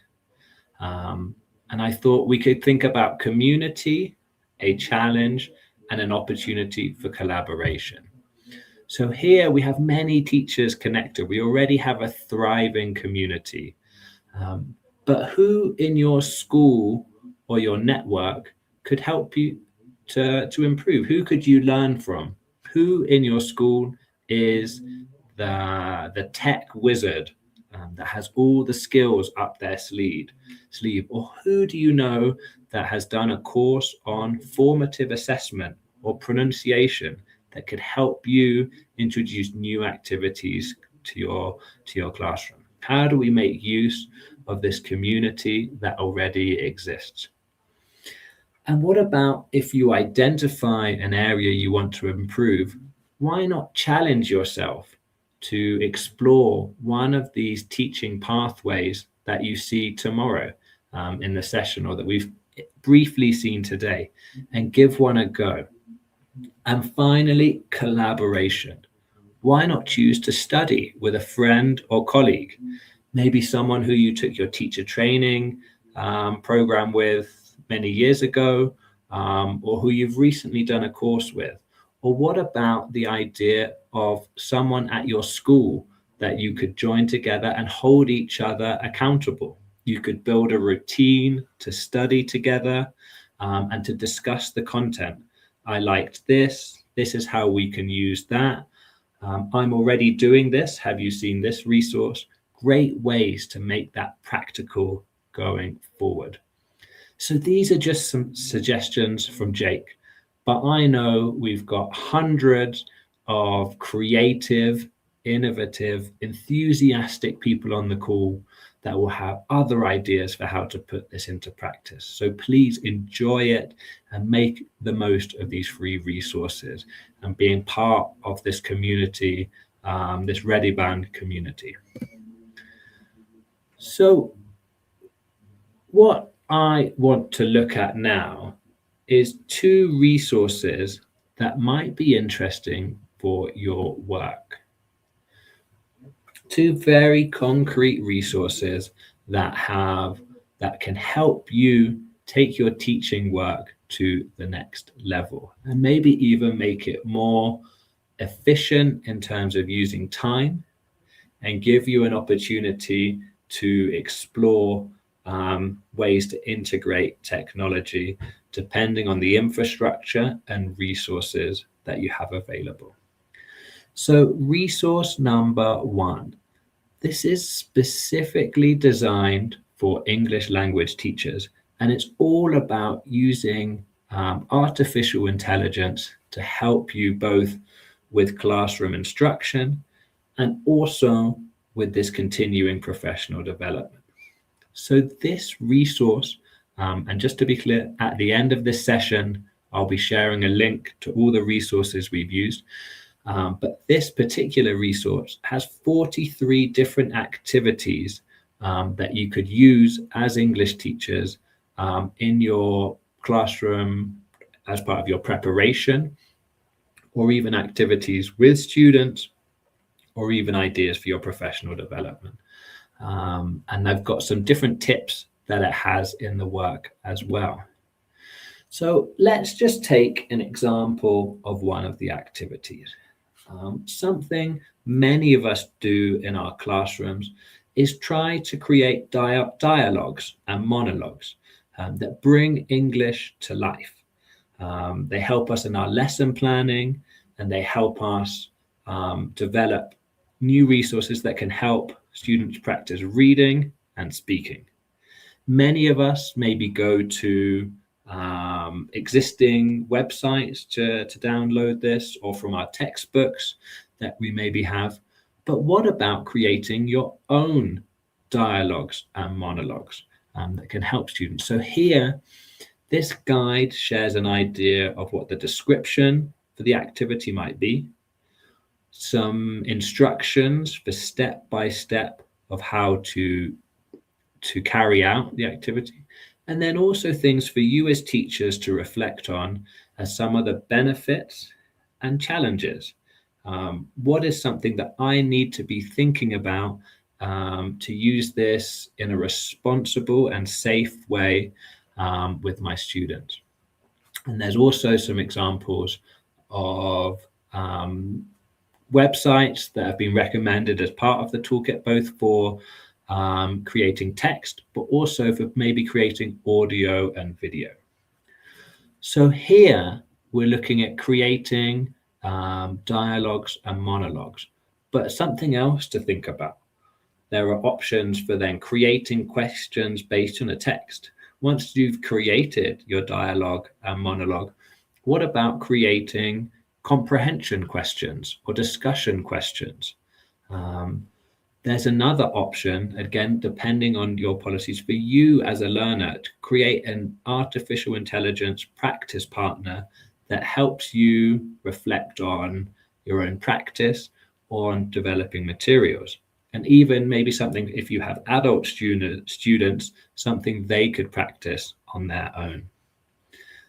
The last idea there, developing action research projects, is something I particularly enjoy, because if you have time and you're interested in testing or researching what we do in the classroom and the impact of that on our students, why not think about doing some research on it? Evaluate if it is making changes that you want to see. And then if that's successful, why not try and present it at an event, in a feedback session with teachers at your school, or even at an international conference like MEXTESOL, just as an idea. So we've mentioned that how you create these dialogues. Here, I played around and was thinking about what could this look like in our context. So here is a prompt that you could potentially use to create a dialogue. So we're asking Claude, we're asking Copilot or Gemini to create this content for our dialogue. You'll notice there's some text in red. For me, this is text that we can edit and use this sample, use this template again and again to help us create topics. So here we're asking students to talk about the topic of holidays. But again, depending on your needs, depending on your context, you could adapt that.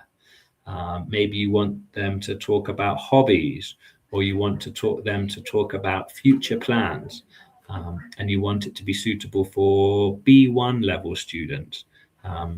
Different ways that you can play around with these activities. So I hope this is interesting for you. Just as a starting point. I'm sure there are many people on the call that have different levels of experience using artificial intelligence, but thinking about how it can complement your fantastic work going forward. The second resource I wanted to talk about is some of the Future of English lesson plans that we've developed for students aged 12 to 18. So at the beginning of my presentation, I shared 8 thematic questions related to the future of English work. And we've converted 5 of those themes into lesson plans, groups of lesson plans that are suitable for students of A1 and A2 English, B1 and B2, and C1 and C2. So really interesting and ready to go materials that you can use with your students to discuss these global topics, to continue thinking about the way that our students engage with these global topics and their relevance in your classroom, whether you're in the state of Oaxaca, Sinaloa, or Chiapas. Wherever you are, how this can be relevant to your work. So let's look at what one of those examples or some of these activities might be. So in a activity for students of A1 and A2 lesson, thinking about the role of teachers, we've got this initial question where we're looking to identify whether the description relates to a banana or to a book. The activity then builds out into ways that we brainstorm and think about ideas for what an ideal teacher might look like. And then finally, we have activities where we ask students to do small projects, whether that's a writing activity, whether that's drawing a picture and then describing it, or whether that's creating a video. So we're bringing in opportunities for our students to be creative as they think about this work. And through this particular lesson, we're asking students to practice their speaking and writing skills, but also reflect upon global skills that are relevant to their work and relevant to their classrooms. So here's an example of something for a lesson plan on the role of teachers for A1 and A2 level students. The additional lesson I wanted to share was on the role of assessment. So here you can see an idea of a lesson for students from B1 and B2 level on how we use assessment. And I'm going to let you on a secret. I think assessment has a very bad reputation. I think it has a stigma that makes people always think badly of the idea of assessment and evaluation. But don't you know, we're assessing and evaluate every time, all day, every day. Whether that's in the morning when you're choosing what breakfast to have, you're assessing different options. Whether that's as you're assessing what clothes you want to put on for the day going forward, or even as you're assessing the quality of Jake as a speaker in the Jornada REDIBAN. We are all constantly assessing and evaluating. So through this lesson, we're reflecting on the different criteria we might use in our assessment, why we assess, how we assess, and then we're applying that criteria and reviewing reviews of games, of video games. And then finally, encouraging students to write a review about something they've seen or done recently, and thinking about whether they could take it from a point of view that is positive or a point of view that is negative, and how that could then impact the language they use. So it's very functional, it's very practical in what they're doing. And again, this activity looks at combining reading and writing skills. So hopefully these are interesting activities that can maybe supplement some of the work that you're doing, or ideas that you have with students potentially in an extracurricular club as you go forward.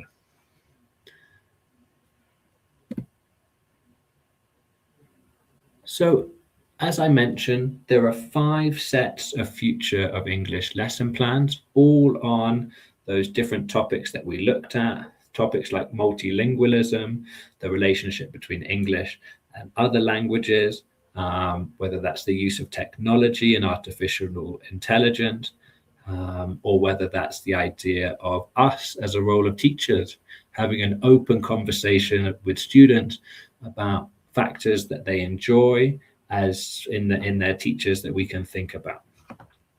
So some of these, or many of the lessons, also have activities for people or students that finish early, or students particularly motivated that they might want to do as additional activities, and potentially a thought for how you can combine that with other activities from other classes across your schools.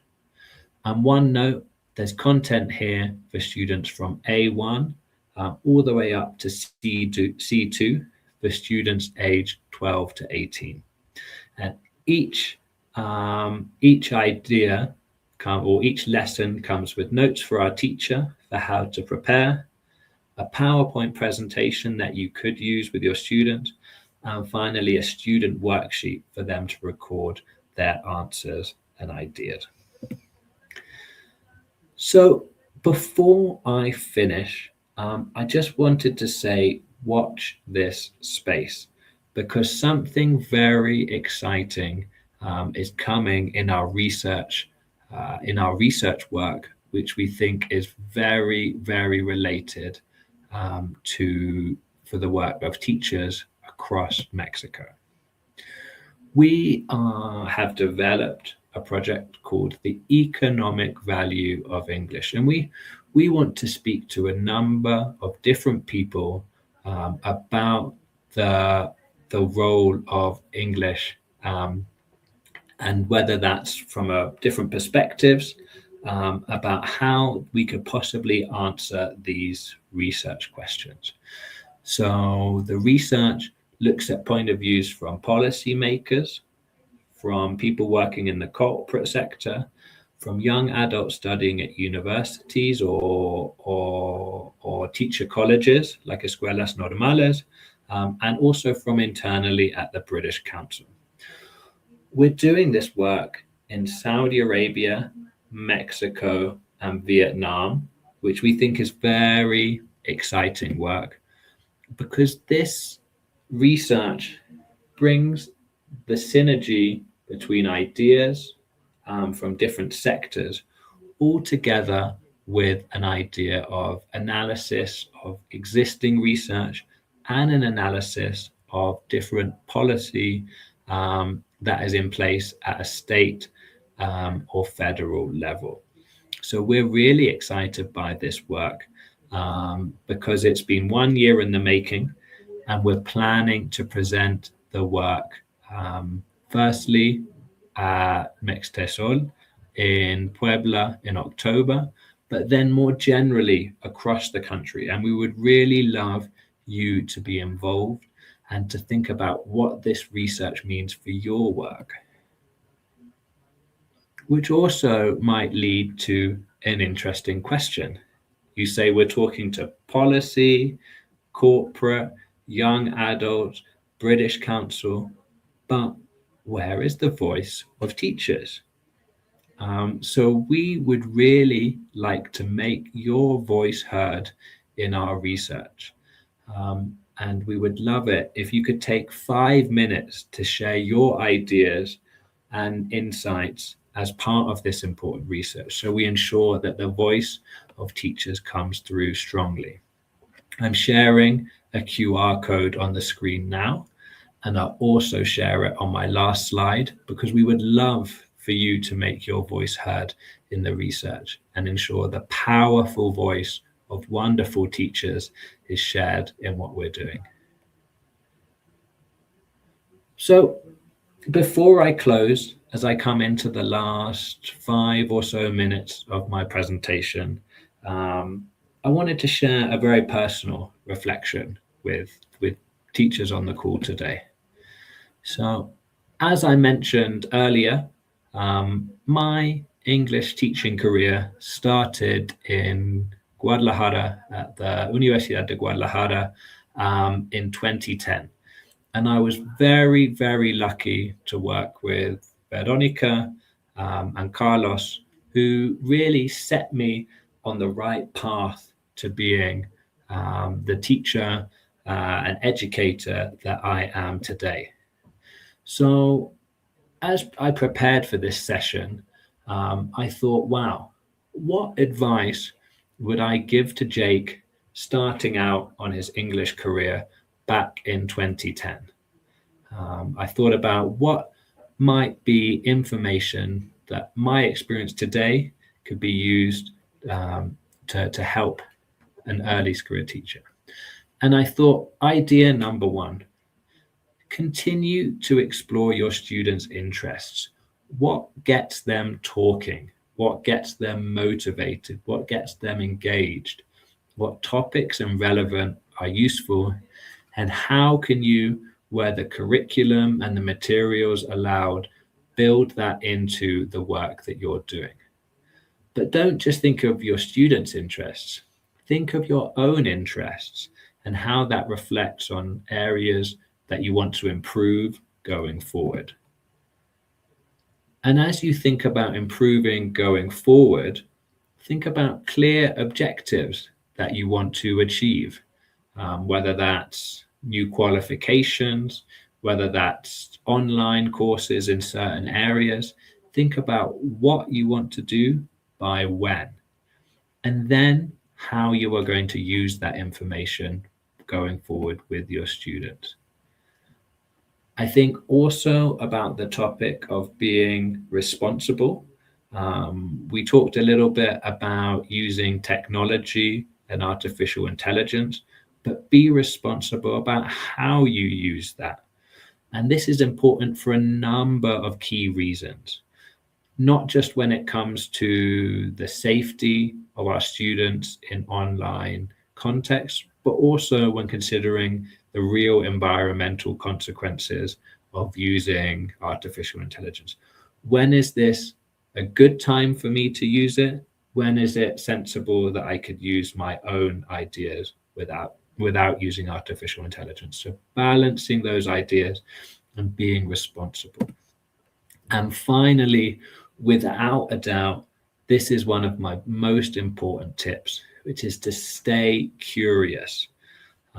We have to continue these paths of being lifelong learners, whether that's as English teachers or whether that's outside of the classroom.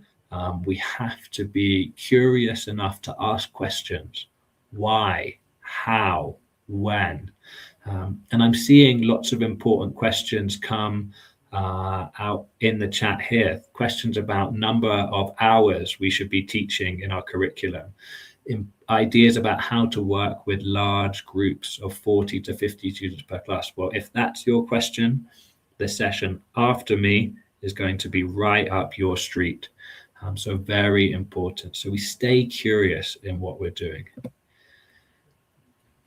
If you want to stay curious and you're interested in using technology, I'm sharing here on the screen ideas of 7 people that I follow on the LinkedIn platform for technology tips. These are people that I think about who can share tips that I can use for my own study.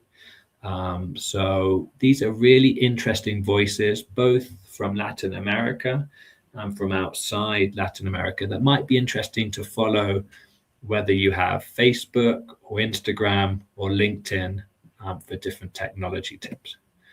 But I'm also interested in hearing your opinions on who would you add to this list?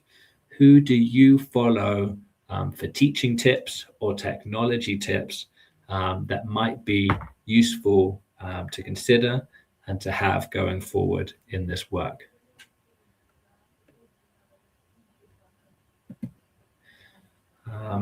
So I'm conscious that I'm coming to the end of my time on this call, and we've got a busy agenda going forward. But I also wanted to share some of these resources that I mentioned going forward. So on the left-hand side of the screen, you can see access to a PDF document with many free Future of English and British Council resources. We've tried to organize this information to share resources from the Future of English, resources for teachers on new pedagogy and methodology they can use. We can use ideas for learning English. So we saw at the beginning some resources about idioms related to space, how you could find that, and more content on our Learn English website. And then other details and resources about technology, language policy, inclusivity, and much, much more. So that's on the first QR code. And the second QR code is the opportunity to sign up for our Future of English newsletter. We share this every 2 months, so you won't be spammed by lots of messages, more or less every 2 months, so you can stay up to date with new research coming out of the British Council that we think is extremely relevant for teachers across Mexico, regardless of the sector you're thinking, whether you're with schools, whether you're teaching in higher education as well. I'm conscious that many teachers here might have 1 or 2 different jobs, so that would be great ideas for you to follow in what we're doing. And I've seen in the chat many people asking for the opportunity for the QR code relating to the survey. So I've included that on this final slide, where I wanted to say a big thank you for joining us today and being part of this conversation. In my first slide, I talked about us being chefs.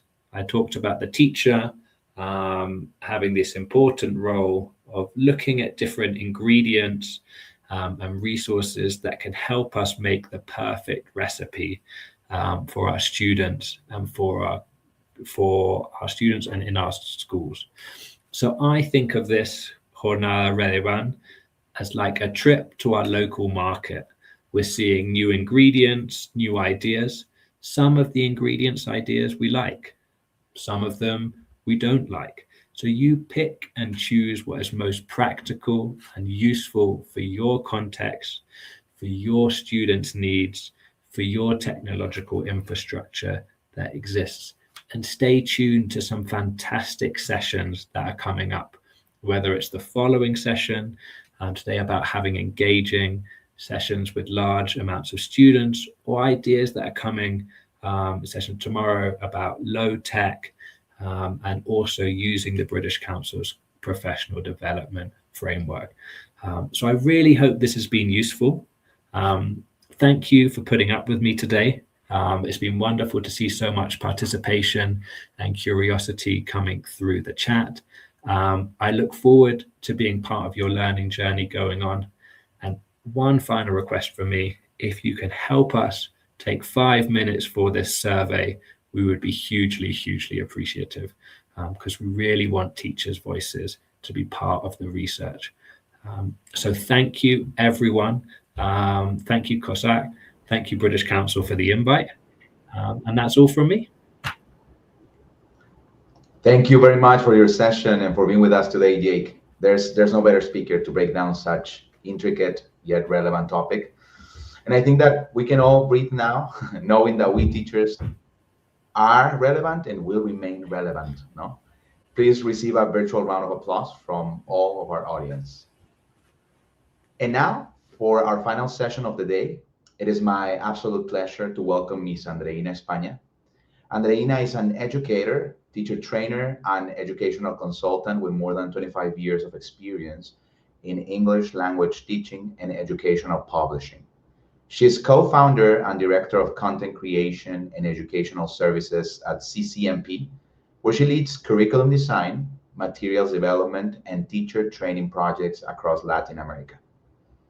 Her talk will focus on creating meaningful interaction in large classes as one of the most persistent challenges in language education, which I believe is a common issue for most English teachers. So let's pay close attention. Welcome, Andreina.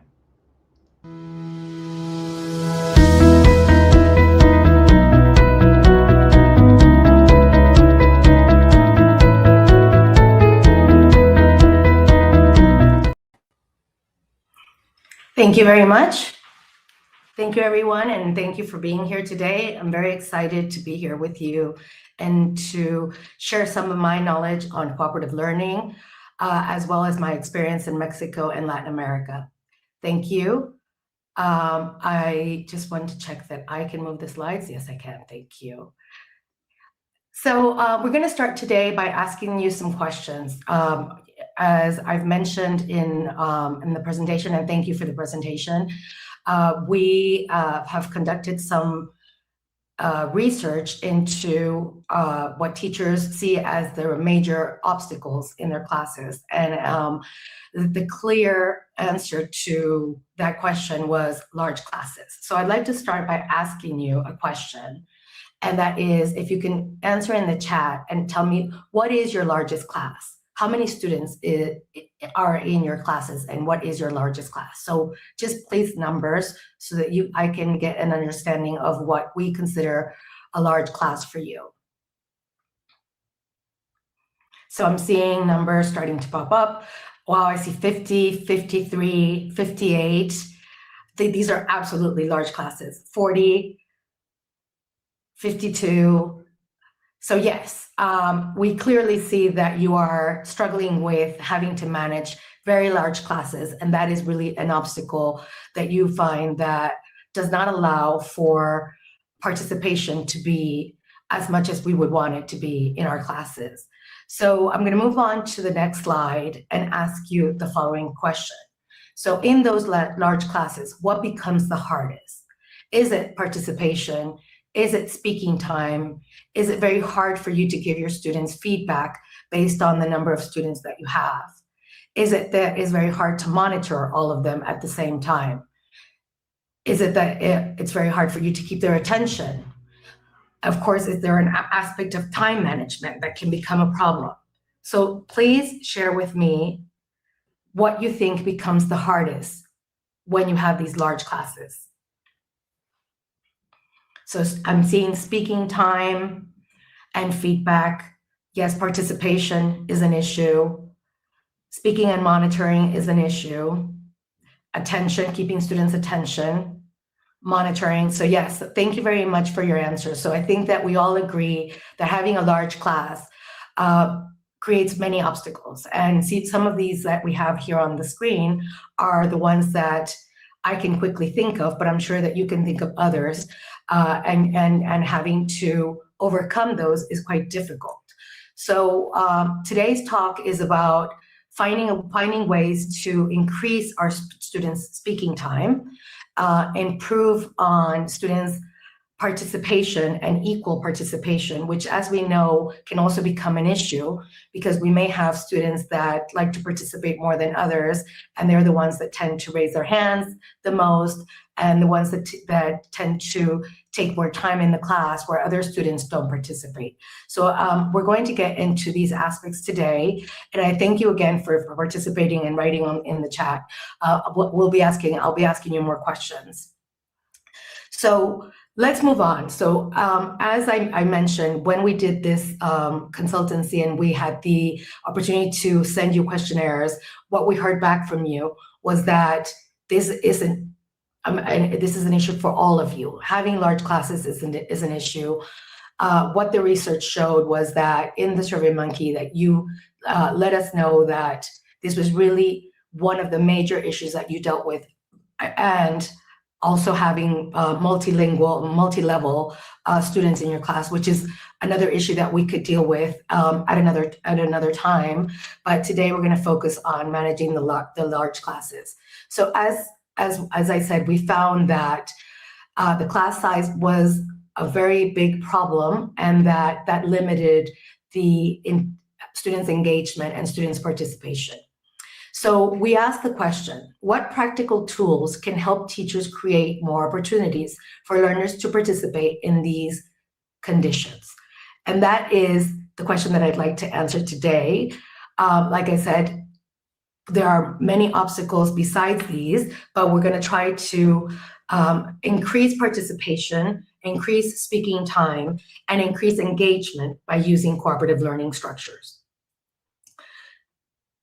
So in your classroom, this is the challenge, right? We have one teacher, 30 or 40 students, one teacher asking a question, one student answering, and 39 students listening. So I'd like you to think about your classroom. And so you've taught maybe a grammar structure, or you've done an activity, a listening activity, and you want to ask some comprehension questions. So there's been teaching time. That is something that doesn't change. The teaching time is there.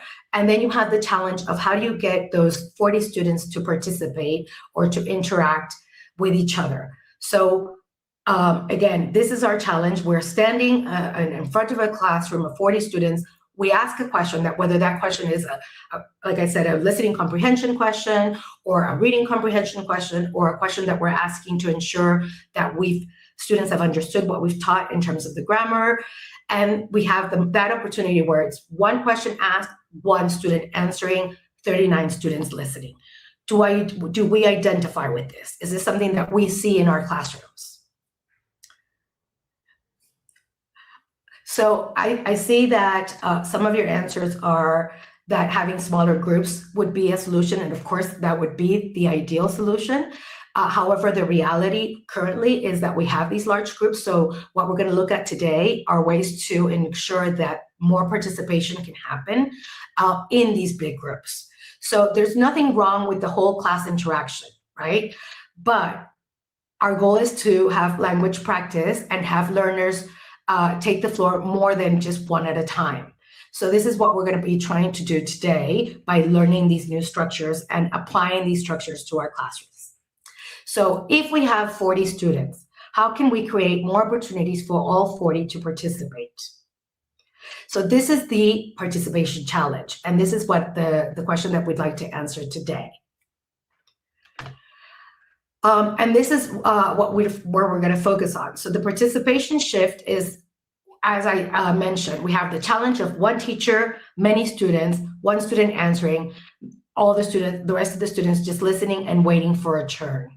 Now, what we want to create is the shift. We want to create a shift by using cooperative learning structures. These cooperative learning structures will be repeatable interactions that organize participation so that every learner has an opportunity and a responsibility to contribute. So not only do they get a chance to participate, but they have the responsibility to do so because they will be in a small group or with a partner that will expect their participation. So in this case, by adding these structures, we will have every learner active, engaged, and accountable. And that will be the shift in what we're doing today so that we can get a result. What is the result? That we will have a participation shift where there is one teacher and many opportunities for speaking within the classroom, because students will be interacting in smaller groups, in pairs, by using these cooperative learning structures. So again, this is not necessarily a solution that will fix all of the obstacles that we discussed in the beginning, but it will definitely give students more speaking time and will give students more participation, opportunities for participation. So let's move on to how we're going to do this. All right, so as we said, what a cooperative learning structure, and this is what we're going to focus on today, is a repeatable interaction routine that organizes how learners participate and communicate. So with participation, we're talking about who contributes. With interaction, we're talking about who communicates. And with accountability, we're talking about who is responsible. So when we say to our students, work in pairs, that doesn't necessarily mean that they're using a cooperative learning structure, because there isn't necessarily the repeatable interaction routine, which is what we're going to learn today, that when we implement these routines, then we see that there is participation that is clear by both students if it's a pair, or by the different people in the group. There's an interaction where students are sharing and listening, and then there's an accountability, because as I mentioned, there is an expectation from the person that you're working with that you will answer and you will be a part of that interaction.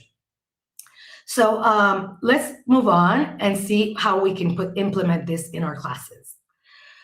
So we have one task and different interaction patterns. Now, what is one change that you would make to improve your school? This is a question that I'm asking you today, right?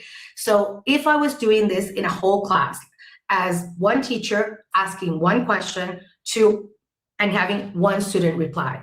Or we could then say, let's work in pairs, or let's work in groups. So let's see how that would work. So let's say that I'm asking you now, what is one change that you would make to improve your school? And I would ask you to participate in the chat. Or if I was in a classroom setting, I would ask this question, and then I would get students that raise their hand and ask to volunteer to participate. As we mentioned initially, that's one teacher, one student answering, 39 listening. So that is what we call a whole class participation.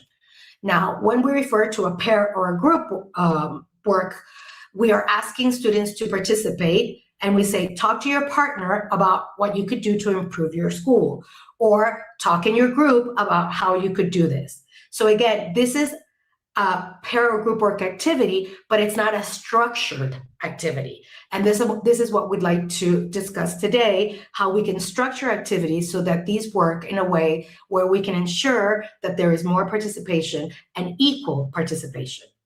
So in a structured activity, participation is organized and each learner knows when and how to contribute. And we'll see this as we move forward. So it's not just please talk to your partner or please talk in groups. It's a structured activity where I know when it will be my turn, and I know when I will be listening and how long I will be listening for, et cetera, et cetera. So these are ways where we're going to, and this is why it's important to use the word cooperative learning structures, because what we're doing is we're structuring the activity in a way where we're ensuring that participation is equal and that we have more participation in the class. So again, to recap, when we talk about whole class, we're talking about teachers asking a question and having one or two students answer. When we're talking about pair and group work, we say to students, let's discuss this in pairs, let's discuss this in groups, but really we don't know what will happen. There is no structure to that activity. So we don't know if one person will take over the conversation. We don't know if someone will hide and not want to participate. When we're talking about structured interaction, then we're ensuring that there is participation that is equal and that each person gets a chance so that no one is hiding behind someone else taking the lead. I'm just looking at the chat to see if there's anything that we should be addressing. Okay, great. So you're talking about structured and pair and group work. Excellent. Okay, so let's I'm going to move on and we're going to jump into one of these activities. Oh, and I'm realizing this is not the best slide to show this. But so when we talk about cooperative learning structures, if you'd like to know more, the structures that we're using today are by a company called Kagan Cooperative Learning, and they're based in the US. And they have created these structures so that when we talk about interaction in the classroom, we talk about structured interaction. So let's see how this would work in a classroom. So again, you're in your classroom, your 40 students, 50, 58, the number that you mentioned, are sitting in front of you. You've taught, let's say you've taught a grammar structure, and you want to check that students have understood what that structure is. When we're talking about Rally Robin, there are a couple of things that will be important to mention. So the visual here will help us. First of all, we're talking about two students. So we're talking about a pair of students working together. We're talking about a student sharing one idea, and then the other student sharing the other idea, and that moves on for a certain amount of time. So again, we're talking about increasing participation time. We're increasing participation as a whole because we have all students in the classroom answering versus just one student or two students answering. So we have one student answering with one option and then the other student listening, and then they take turns. So no long speeches it's important that when we talk about Rally Robin, we're not asking for students to talk for a long period of time. It's a little bit like a game of tennis or a game of ping pong, where one student replies one short answer, then the student replies another short answer, another answer. So let me give you an example here. So I've taught irregular verbs, and I want my students to practice and remember and recall as many verbs as they can. So I ask my students to work in groups. I ask my students to work in pairs. I ask them to work with the person sitting next to them, or the person behind them, or the person in front of them. I understand, and we completely understand the setup of the classroom is one where students are sitting in rows, or they might be sitting at tables. So just think of it as you're going to be talking with the person sitting next to you, which we'll call your shoulder partner, or we're going to be talking to the person that's sitting in front of you, who is your face partner, or you're going to move around and you're going to talk to someone that's behind you. So we've created a pair by asking students to work with the person sitting next to them, in front of them, or behind them. We have the pair, one student is A and the other student is B. And we ask the question. We're going to ask them to work in pairs, and we're going to ask them to name 10 irregular verbs in the past tense. So we're going to then give the instruction that structures the activity. I'm sorry, I just want to make sure that you guys are you still there? Because it said in the private chat, yes? Just hope that you are still hearing. If we can someone just tell me that you are? That you can hear what I'm saying? That would be very helpful. Thank you. Yes, thank you very much. Okay, so again, imagine the setup in your classroom. Please visualize this. And of course, in an ideal world, we would be face-to-face and we would be doing this together. But so imagine you're in your classroom, you're in this situation where you want to practice irregular verbs that you've taught, and you ask students to participate. So we're going to give the participation to the students by asking them to do a rally robin. So we're going to ask them to work in pairs. Please imagine that you're in that situation, and you will say to your students, please work with the person sitting next to you, the person that is in front of you, or the person that is behind you. We give them the instruction. Once we see that everyone is in a pair, then we are going to structure the activity. And we're going to say, student A will share one verb, and then student B will share another verb, and you will continue on until you do 10 verbs. I'm going to ask student A to answer first. Student A is the person that is closest to me in the classroom, or closest to the door, or closest to the back. You can give, as the important aspect here is that students are aware that they are student A. Because what normally happens in pair work, which is not structured, is that one person immediately starts and takes over, and by the time that you ask students to have finished, they might have been the only one to share. Or there is some confusion between the two students of who goes first, and they spend some time on deciding who goes first. So it is important that when we're talking about structuring Rally Robin, that we give a clear instruction on who they will be working with and who will start in that pair. So as I said now, we would say, okay, the person that is closest to the door in your pair, that is the person that is letter A. And so we're going to, again, give the prompt. We're going to say, you're going to be working with your partner to share 10 irregular verbs. Student A will go first, student B will give a second verb, then student A will do a third verb, and we will do that as a rally robin, such as a tennis game or a ping pong game, until we finish the 10 verbs. So I'm just going to quickly have a look. Perfect, thank you. I just want to see. So yes, I think I see a teacher saying clear instructions. And this is absolutely the most important aspect of structuring your activities, is that there are clear instructions, that there's no space for confusion, that students are very aware of who participates, when they participate, how long they have to participate. These are all aspects that will structure the activity and ensure that the activity is successful. So I want to go back to the activity and see what changed. What changed from what we normally do? So normally we say to students, work in pairs and provide a list of 10 verbs. By not structuring the activity, what we can get is less voices. We can get one student speaking more and the other just listening. Or we can get one student purposely hiding behind someone else and saying, I don't want to participate, so I'm going to pretend like I'm not here, right? So by doing the rally robin the way we've structured it, we can ensure that more voices are heard.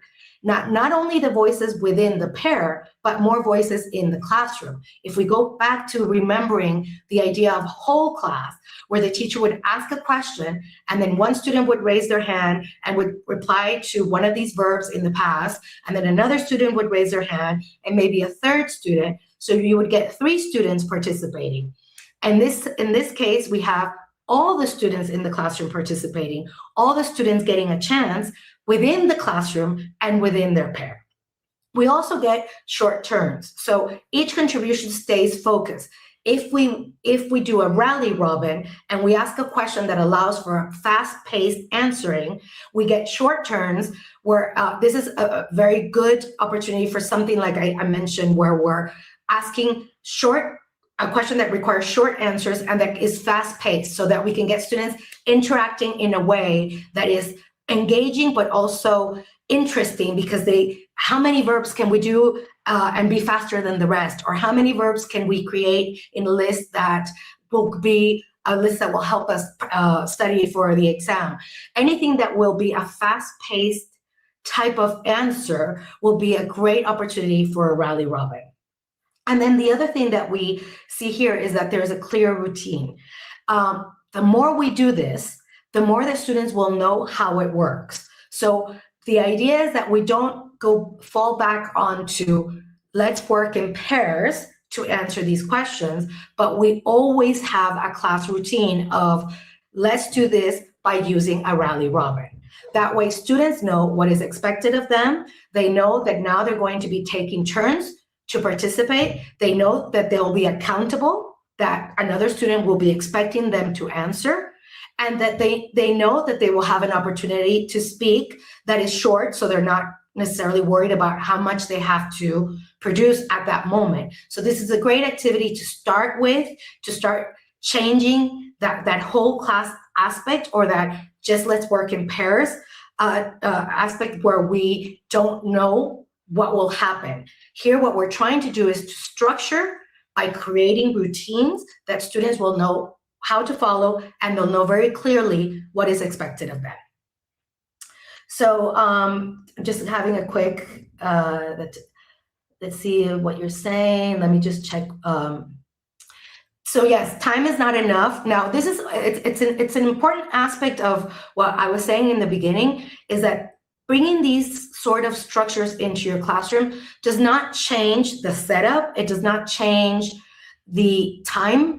We're not asking you to add more time. We're not asking you to change your teaching or how you approach that teaching.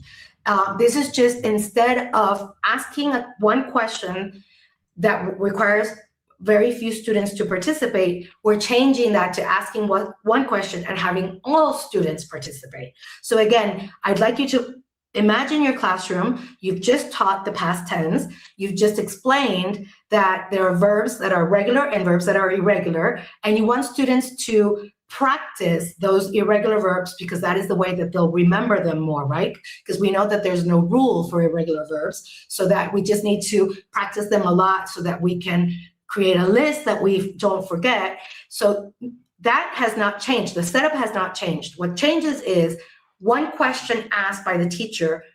Instead of having 1 or 2 students answer, everybody gets an opportunity to answer it. I hope that makes sense, and it shows that you're not changing. We're not asking for more time in the class. We're not saying, oh, this is going to affect my objectives for the day. I won't be able to cover all of the material. It shouldn't affect that in any way, because you're still normally asking these questions. What we're suggesting is that the way the question is asked and the activity is structured will change the participation in the classroom. So the structure changes the opportunity to participate, not the learning objective, is I think what I'm trying to say, in hopefully answering some of the questions that you're saying. And I see, yeah, that you're saying you don't have a lot of time. And I think that this is definitely an aspect to consider, is that this won't take longer than it would if you asked a question. So let's look at the example again. You as a teacher are standing in front of the class, you ask, let's practice some irregular verbs, and you ask the question, and one student raises their hand, another student does, and that might take you 10, 20 seconds. If we say, let's get into pairs, students start learning how to do this very quickly. Student A will begin, student B will continue, go. That will take you the same amount of time that having asked that question and only getting 2 or 3 responses. So I hope that makes sense, and that we're not saying that we're not changing the learning objective. We're not changing the aspect of how we teach that learning objective.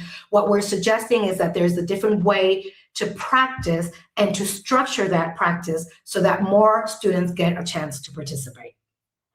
Let's look at another structure now. So this is, as I mentioned, a good structure to use when we're asking questions that require short answers and that are very fast-paced in the sense of looking at a tennis match, right?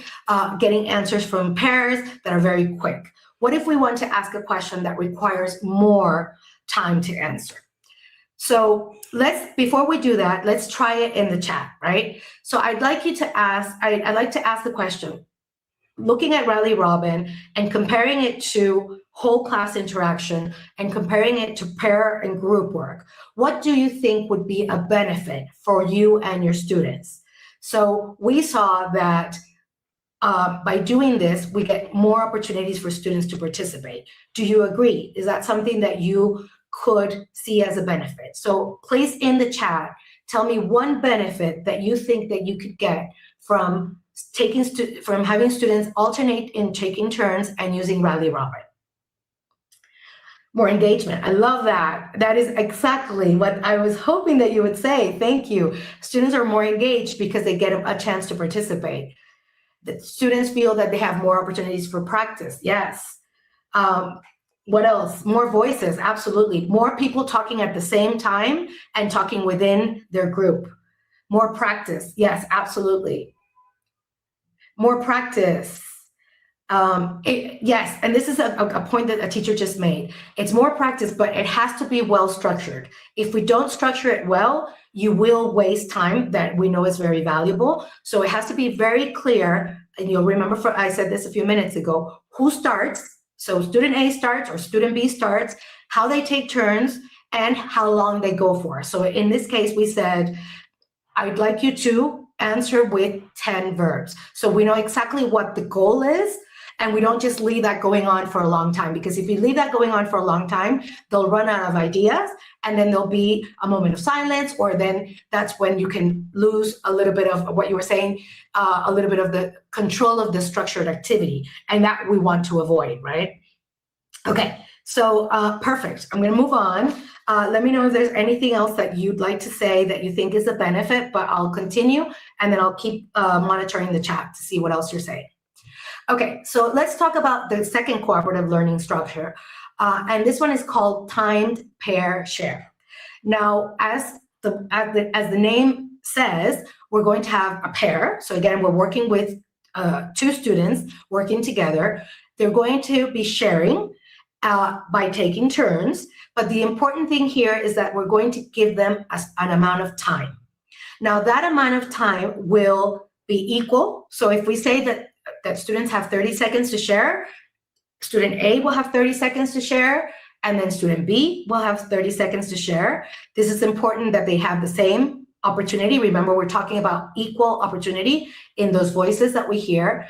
And we're going to give them a question that requires more than just a short answer, right? So the question that we ask will be key here, because if we ask a question like, give me a verb in the past, then of course that would not require more than a second. So we need to make sure that the question that we're asking is a question that allows for students to answer with more than just a short answer.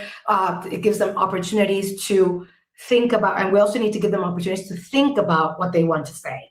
So I'm going to move on to the next slide so we can see how this works, right?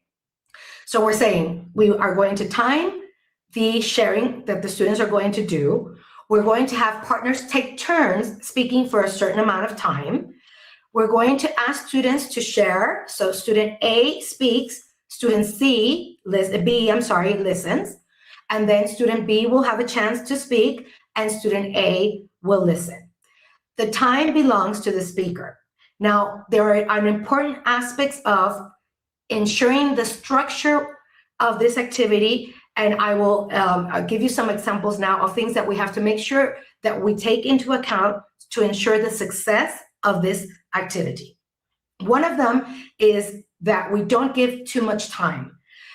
Even as adults, if we were asked to speak in Spanish about something and given 2 minutes to do so, we will find it very hard to fill the time for 2 minutes. So keep in mind the level of your students, keep in mind what we're asking them to share and how long we ask them to share. Now, a good amount of time is 15, 20, 30 seconds. More than that is a space that needs to be filled, and that's where we can start maybe falling into Spanish or maybe talking about something that isn't what the teacher asked. So we have to ensure that the time that we give students is the time that is enough for them to share, but not too long where they will get lost in that sharing.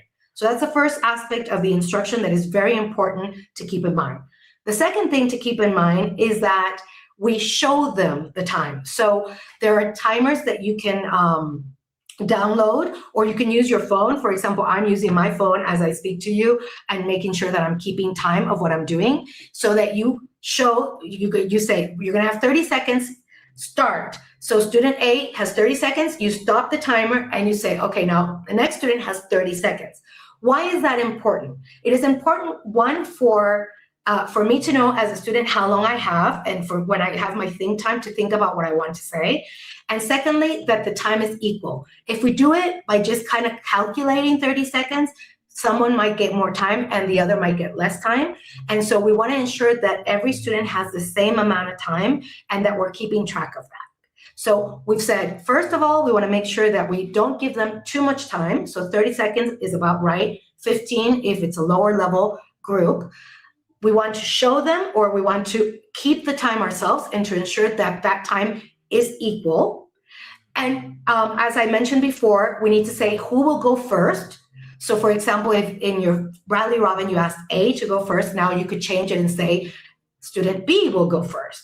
And student B will be the person sitting closest to the door. So again, we're giving them very clear instructions on who will go first, who will go second, how much time they will have to speak. We will make sure that we're taking that time. And the fourth thing that we need to do is we ask a question and we give think time. Think time will be very important in a time pair share, because we want to make sure that students have enough to answer. So it's not a fast-paced question, it's not a quick reply, it's something that will take them 30 seconds, so they need to think about it. So it will be important that we ask the question and then we give students time to think about their answer before we do so. So let's again go into our classroom setting and let's imagine that you're doing this in your classroom, okay? So think about your students. You've taught the past tense, you've practiced verbs in irregular using a rally robin. You teach a little bit more about how to form sentences in the past tense, how to use the subject and the verb and the complement. And now you want to practice a longer setup, a longer discourse where students are going to talk about their weekend. So we say, we're going to do a time pair share. I'd like you to talk about your weekend. When I say go, student B will start and will share for 30 seconds. After that, student A will have 30 seconds to share. I will tell you when it's time for you to start, and I will tell you when it's time for student B to start. I'm going to give you 15 seconds and you show your phone, and then I'll start over for the second student to go.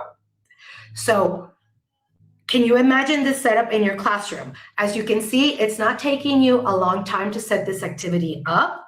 It's not taking you any materials or anything else that you might need that you don't have in your classroom. You have your phone so that you can time the interaction. You have your pairs ready and set up by asking them to work with the shoulder partner or their face partner. And then you say, okay, let's think about your weekend, and I want you to share what you did using the past tense. Give think time. Now, I use a tool, which is I give myself think time, because it's very hard for me sometimes to have silence in the classroom. So I say it's okay for 5 seconds to have think time. So I go, let's do think time. And I point to my head and I go, inside my head, 1, 2, 3, 4, 5. I'm not saying that aloud. I'm just giving students 5 seconds to think about what they want to share. And then I give the instruction. So again, we're going to talk about our weekend. Remember, when I say go, student B will start and share for 15 seconds. I will ask student A to go after and giving them 15 seconds, and the activity will be done. So I ask you, do we think that that is something that you can imagine yourself doing when you want students to practice in pairs, rather than just saying, let's work in pairs and see what happens? So, okay, let's see. Let me see what you're saying. Using a visual clock, great. Excellent material, great. Working on fluency, yes, this is perfect. So yes, absolutely. This will give them an opportunity to work on fluency. But again, this is an important aspect of what I said at the beginning, is that because you've structured the activity and you've ensured that they know exactly what they're going to do, you're also ensuring that you're monitoring and that you know what will happen in that activity and that they will share what you've asked them to share. When we say to groups, work in groups and talk about your weekend, without the structure, we don't really know what will happen. One student may take all the seconds that were given. Another student might decide not to participate. So by saying, you're going to take turns, now you go, 15 seconds. Now the next person goes, 15 seconds. We're ensuring that everyone is participating and that no one is hiding and that everyone is getting an opportunity. Perfect. So I'm going to move on to the next slide. And let's think about what changed. So remember when we were in the whole class setup where you asked someone, and let's look at the same idea. You say, okay, we've just talked about the past tense. Can someone share what they did on the weekend?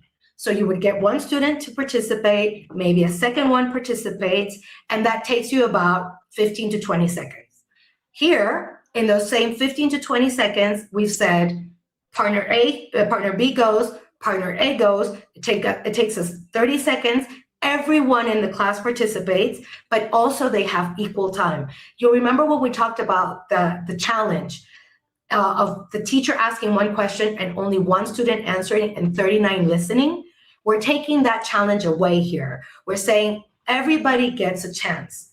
And think of it as students, when we were studying languages, and if you left that class saying, I never got a chance to speak today, I never got a chance to use the language, you're taking that away here by giving students equal time. Everyone will get a chance and everyone will get an equal chance. So you're also taking away the student that likes to participate more than the rest and always raises their hand and the others don't. So here, everybody's getting an equal time to participate. There's also active listening. Now, you'll remember from the slide that we said one student shares, the other listens. Then another student shares, the other student shares, the other one listens. There's an aspect of active listening, and you can make students accountable in that active listening by doing a second activity where you ask pairs to pair. So you say, okay, now this pair works with this other pair, and we ask them to share not what they did on the weekend, but what their partner did on the weekend.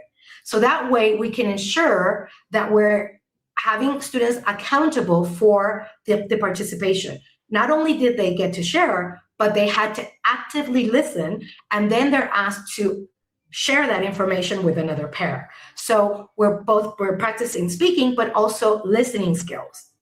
And in terms of depth, we're getting longer turns. We're getting an opportunity to speak and share our ideas that we might not get if the teacher asked the question to only one or two students in the class.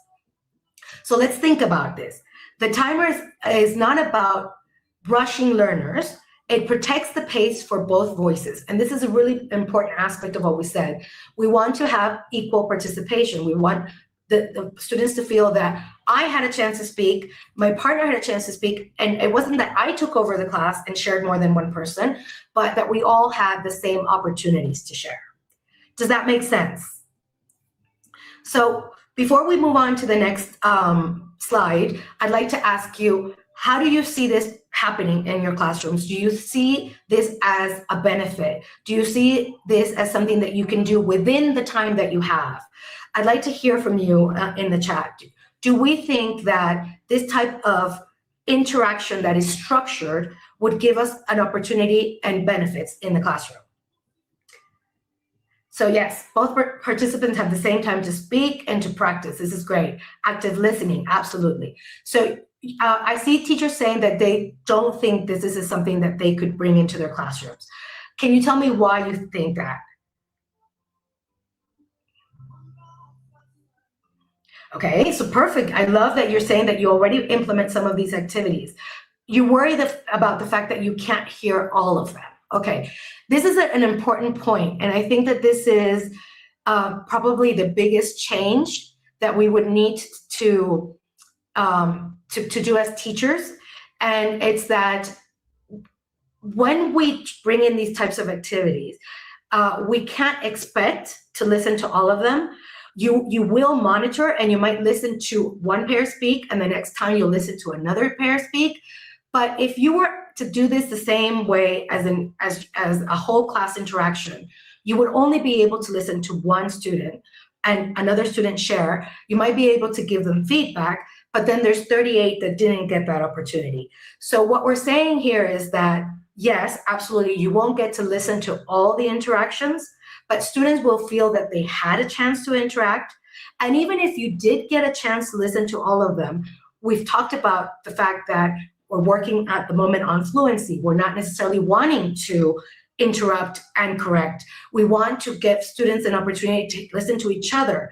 And something that you'll see is that students might start helping each other out, and they might correct each other because they see that they're working towards a common goal. So something that is an important aspect of bringing cooperative learning structures into your classroom is thinking of yourself as the person that's facilitating the practice, facilitating the speaking time, facilitating the interaction, rather than one that is controlling it and being able to hear and monitor everything that happens. And I can understand how that can be something that is difficult to do, but when you see that students are all participating and that they start helping each other, you see that this works. And especially with the age group of students that you have, you'll see that students will take the opportunity when they're given the opportunity to participate. So let's try it. Let's give ourselves an opportunity to do this and say, okay, next time I want to ask a question and I want students to participate, I'm going to change my mindset and I'm going to say, I'm not going to do a whole class, but I'm going to ask them to do, I'm going to ask them to do a time paired share, and let's see how it goes. And let's share with us. Next time we see each other, share your experience, bring us some feedback, and see how we can help you to ensure that this is working in an effective way. But if we are following the steps to the structure, I can assure you that it will work and that you will get what you need from this structure and this interaction. I'm going to move on to the third structure, and then we can go back and compare them and see which ones you can use at which stages of your classroom. So the last structure that I'd like to talk to you about is one called Quiz Trade. So let's talk about how this works, and then let's imagine it and visualize it in our classrooms. So we're going to have students working in pairs. And the idea here is that, let's say we've taught something and we're preparing for a test, or we want to check understanding. So we have questions that students can ask each other to test the knowledge that they have. So imagine that, again, we're going to be taking a test. We've learned the past tense. We've learned of verbs, irregular verbs and regular verbs. And now we want students to test each other so that they can practice before the test. So the way it works is that we have students working in pairs. We want partner A to quiz partner B. We then want partner B to quiz A, and then we trade cards and we find a new partner. So imagine that you're in your classroom, you have students standing up, one student is going to quiz, the other is going to answer, then the partner B quizzes, student A answers. They trade cards so that they can go and find another person to quiz. That's the whole idea. So let's see how this would work in a regular classroom setting. So again, we now want to test our students on the verbs and the pasts, whether they're regular or irregular. And so we're going to set up a number of cards that have questions on them. So the card could say, what is the past tense of run? Another card could say, what is the past tense of talk? And you could have questions that the students would be asking each other. So you set them up in pairs. Student A will take the card and say, what is the past tense of run? The important thing to mention here is that the answer should be provided. So if I ask my partner, what is the past tense of run? Beneath that question, I have the correct answer, which is ran, right? So I ask the question, my partner answers. If they answer incorrectly, I'm able to give them the correct answer. Then partner B has another card, and that other card might be, what is the past tense of talk? And then as the teacher, we've provided the answer, which is talked. And then if the student that is sharing does not get the correct answer, I'm able, as a partner, to help them and correct them. We've shared, we've answered the questions, we exchange cards, and we go and find another person to quiz. And that you can see that in the visual, how it works, right? So we have pairs working together, partners quizzing, and then trading cards and moving on to find another partner. Let's see. With huge groups, this is very hard. Yes, it is very hard. But remember, we don't necessarily have to do this by having students stand up. We can have them still sitting and having them interact in pairs in the quiz trade. They can just work with another pair. So there is no need to have students stand up if that is not something that is feasible for you in your classroom. They're just going to be working in their seats and working with a pair to quiz each other. So absolutely, you have a very good point about having students all stand up may not be a possibility in your classroom. That is okay. We do it with students sitting down and working in pairs. Let's see. But we all not say this as soon as I do. I know these 15 seconds. Okay. Remember that you're not checking. So again, this is the important point. You're providing the cards with the question and the answer. So the students are checking on each other. The students are checking that they have the correct answer or not. So if I were to work with my partner and my partner says, what is the past tense of run? And I don't know that answer, my partner can provide it. So you don't have to check all the students. The students are checking on each other. The students are quizzing each other, and they're helping each other practice and study for either that's for the exam or just for remembering the verbs, the irregular verbs. So let's see what else you're saying. I think you're all, I can see that you're all very worried about time. And what we need to think about is that this isn't changing anything that you currently do. You currently teach and ask questions. Teach and ask questions. What's changing is the setup of those questions, the structure of those questions. So you still teach and ask a question. The difference is that that question is asked and done in a rally robin or done in a time pair share. The quiz trade is something that you can do when you're reviewing, when the class that you review before the exam or before the next unit. This is a great opportunity to bring into a class where you're reviewing content before moving on to new content. You would again be doing this in your class in the time frame that you have. What's changing is the way you've set it up. All right, so let's see what changed in the way we would do it in a whole class setting or a pair work group setting, and by doing it in a structured setting. So the first thing is that everybody gets a chance to retrieve information, to recall information, which is of course helpful if you're studying for an exam or studying for something that, finishing your chapter and ensuring that you remember what you've learned in the chapter.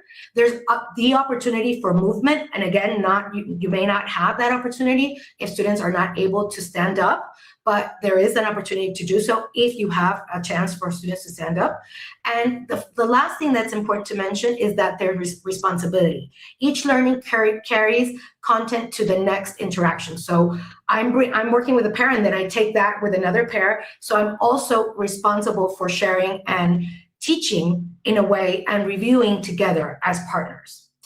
So I'm seeing some of you say, I've done these sort of activities, they work really well.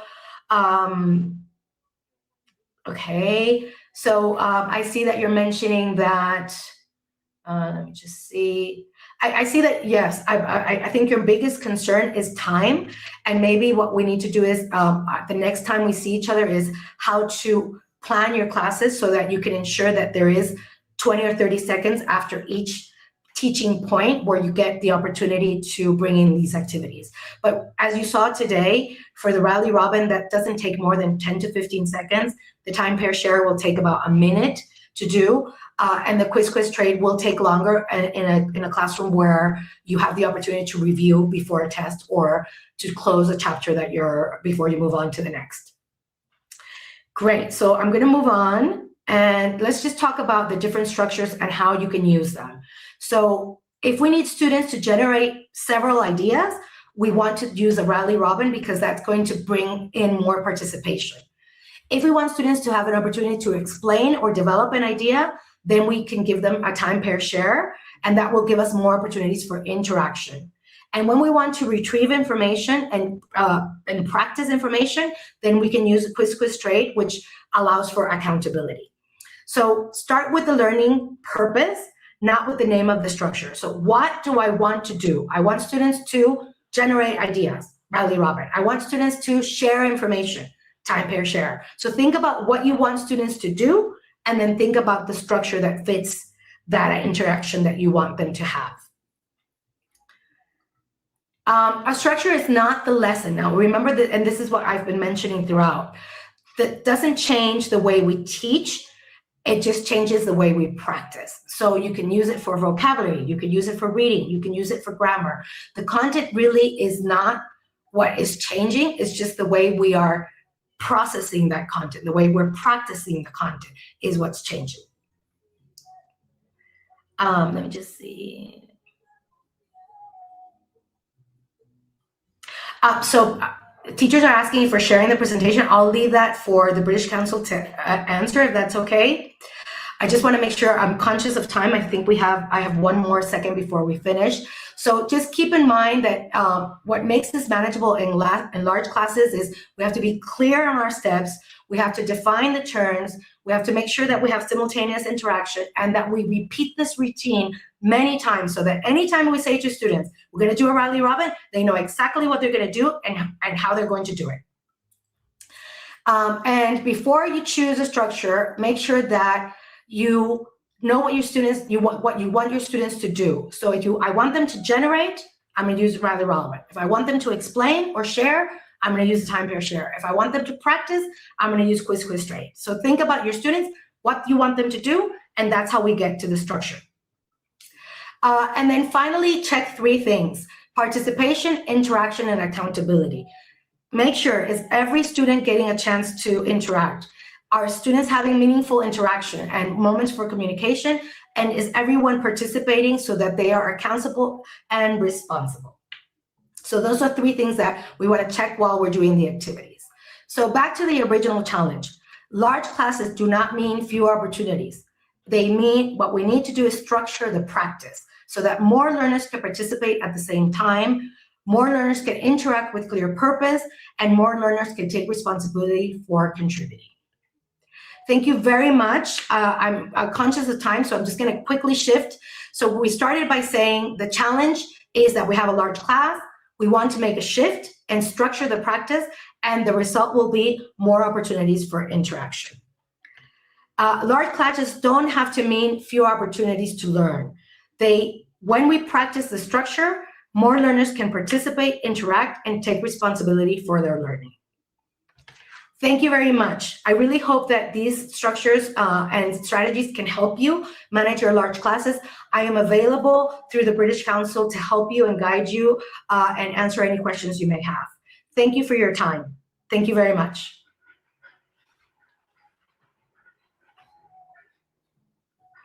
We can't hear you. I'm sorry. Oh, thank you, Ms. Andreina. Thank you very much for your amazing talk. And as you implied it, we really commend teachers of large classes. And these practical tools and activities that you shared come in really handy for us teachers. And well, today has been a really inspiring day. We have received a lot of very useful information that we hope you can all apply in your teaching practice. For those asking about the certificates of participation, please remember that we will share a link to a short survey tomorrow. The data that you input in that survey will be used to issue the certificates.